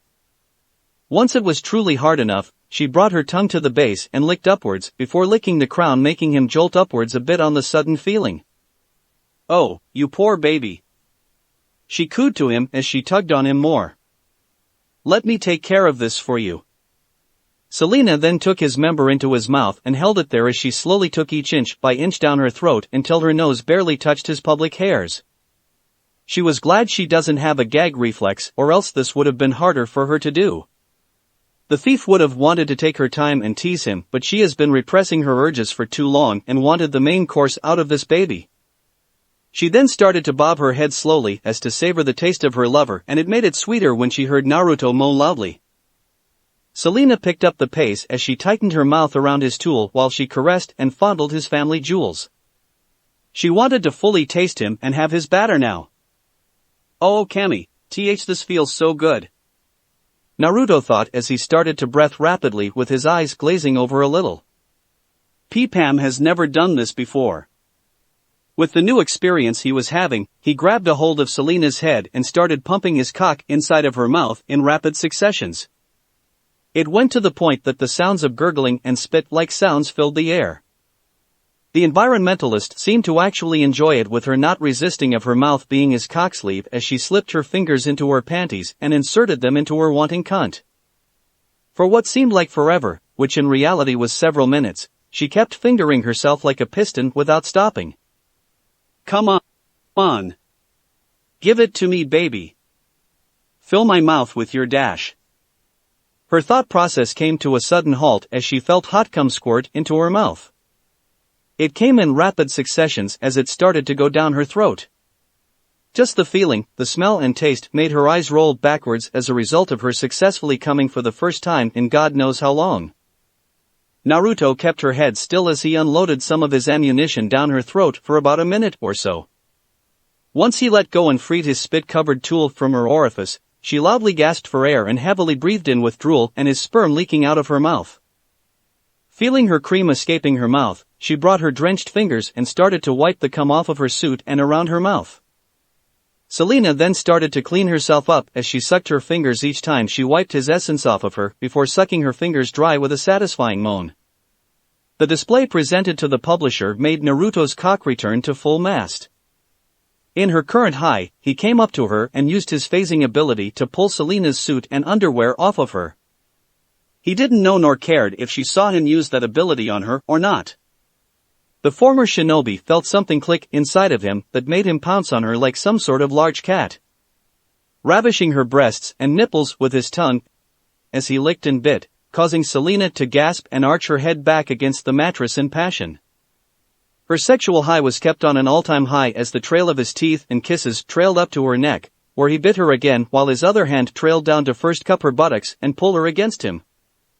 Selena's instincts started to kick in as she too bit, licked, and sucked on his neck and lips before gasping to match his growl as she felt her wet lips rub up against Naruto's hardening length.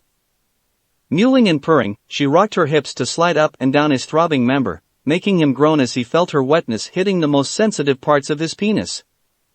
They continued to devour each other's lips while rubbing themselves against the outside of each other, until their timing got messed up and they ended up seating his penis to split her dripping lower lips. Both groaned. Their eyes got so large as she felt the first 3 inches of Naruto's thick cock slide into her while he felt how tight she was. Naruto not being with a woman for the majority of his life until New Year's and not having sex afterwards. While Selena hasn't had anyone to pet her pussy in several years. The current feeling alone was incredible, and like a dying man in the desert who just got a small drink from an oasis, they wanted more. With their conscious minds still working as best as possible, they looked into each other's eyes as Selena had to slowly come down and adjust onto his tool. He brought his hand onto her face to make her know to take all the time she needed. Once things were settled for a few moments, she started to move slowly before picking up a rapid pace. Their instincts took over again as they thrusted deeply against each other with Naruto's entire length diving into her to plunder the depths. He then growled and bit the side of her neck to stifle his yell. As a result, Selena clawed her nails up her lover's back, scratching him and drawing blood before his powers quickly fixed the problem. The pleasure and pain, passion and heat joined as their pace picked up as meaty wet slaps were heard as his thrusts met her humps. She rode him for all she was worth as she sat back and smiled darkly down at him as she ground her clit against his lower pelvis with every thrust and slide, causing a deep purring sound to come from the environmentalist's chest.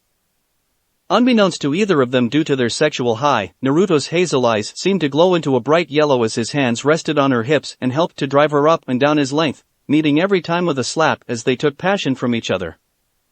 His instincts then took over more as one of his hands left its position before it slammed down hard and fast onto her rear.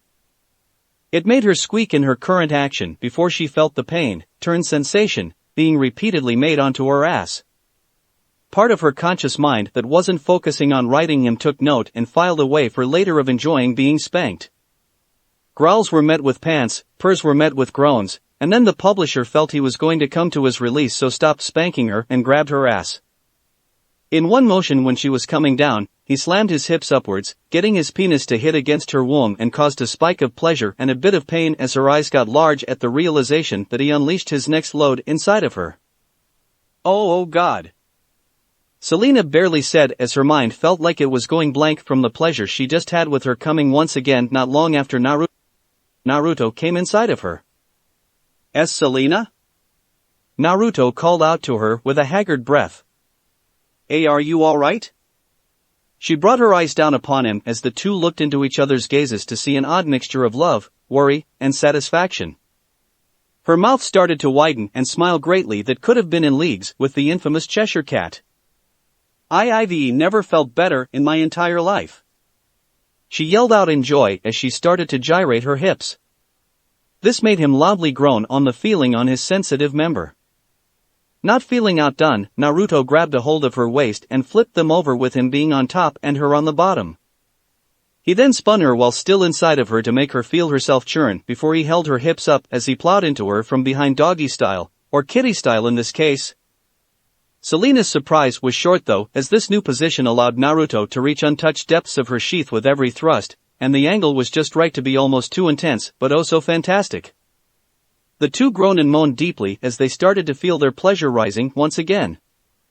Bending forward, Naruto used one of his hands and grabbed Selena's head before turning towards him and gave her a soul-searing kiss.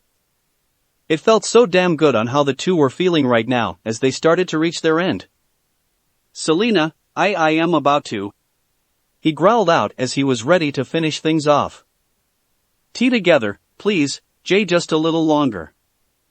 She pleaded as she kept on panting. He kept on thrusting in hopes of getting her to come one last time, and he even spanked her rear quickly in hopes of getting the desired results. His hopes were answered as he slammed his hips onto her rear one last time as both of them came. Her eyes widened as she let out a silent scream as his warm essence was buried in her depths. Naruto finally released his grips on her as he fell to the side of the bed while Selena collapsed forward to end up releasing his member from inside of her. She struggled as she crawled forward to his position with their mixed essences. Essences were leaking out of her. Once the thief got close enough, she fully collapsed onto him. Fully turning onto his back, Naruto pulled his friend closer to him as she rested her head on his upper chest. They huffed and puffed as they caught their breath. The sound of their rapidly beating hearts joining with their quest to pull oxygen into their lungs after their athletic escapade. Lemon end. Well, that was a mistake. Selena finished off as Naruto looked at her in worry while her face tried to stay away from his. No. Of course not, Selena. He said to her in defense. It was just unexpected. I just mean, what are we doing? I thought it was fairly obvious. She said as she tried to put up a smile. Sometimes, sex is just sex, Naruto. Two friends helping each other out, and it's better to go to someone I trust than to try and hook up with some random asshole at a club, isn't it? Of course, but that's not what I meant. He brought his hand to the side of her face as she tried to look away again. Sure, it was great, but what? I had thought that there was something clearly between us. Naruto said to her as he rubbed his thumb on her cheek that made her want to lean into his hand more. I was completely honest with you that I have feelings for you, actually thinking that I love you. The environmentalist wanted to say something but felt that he had more to say. I admit, I can be very oblivious to women around me. Selena snorted a little on the obvious statement, causing Naruto to smile at that. But being told by someone that I love that my friend loves me as well, along with being told that I was unknowingly felt the same way, it made me question if that was true. Who told you? At first it was Pam. This brought her to a shock on hearing that his girlfriend told him she had feelings for him. They told me that they were fine with you being in love with me and vice versa. I was hesitant on this, but I grew to accept it as I realized that they were right. Hell, even Moxie knew. She what? She yelled out in a strained tone as she realized that not only Pam knew she loved her, but Moxie as well. Yeah, sorry that I lied about that, but I didn't want to make things difficult when I was being with you. He soon brought her into a kiss that seemed to take her breath away yet again, as she places one of her hands on his chest while the other on his neck. It wasn't long before the publisher broke the kiss and rested his forehead on hers. What I'm trying to say, Selena, is that I would like to see if this is true, if we can work this out. Naruto said to her as she looked him in the eyes with possible hope and a tear escaping her eye. Please, let's give us a chance at this. I would like that as well. She said as she brought him into a kiss before the two slowly drifted off to sleep. That's it for this reading. Hit like and subscribe for a free ticket pass going to the different worlds of anime fanfiction. Looking forward to having you on board again.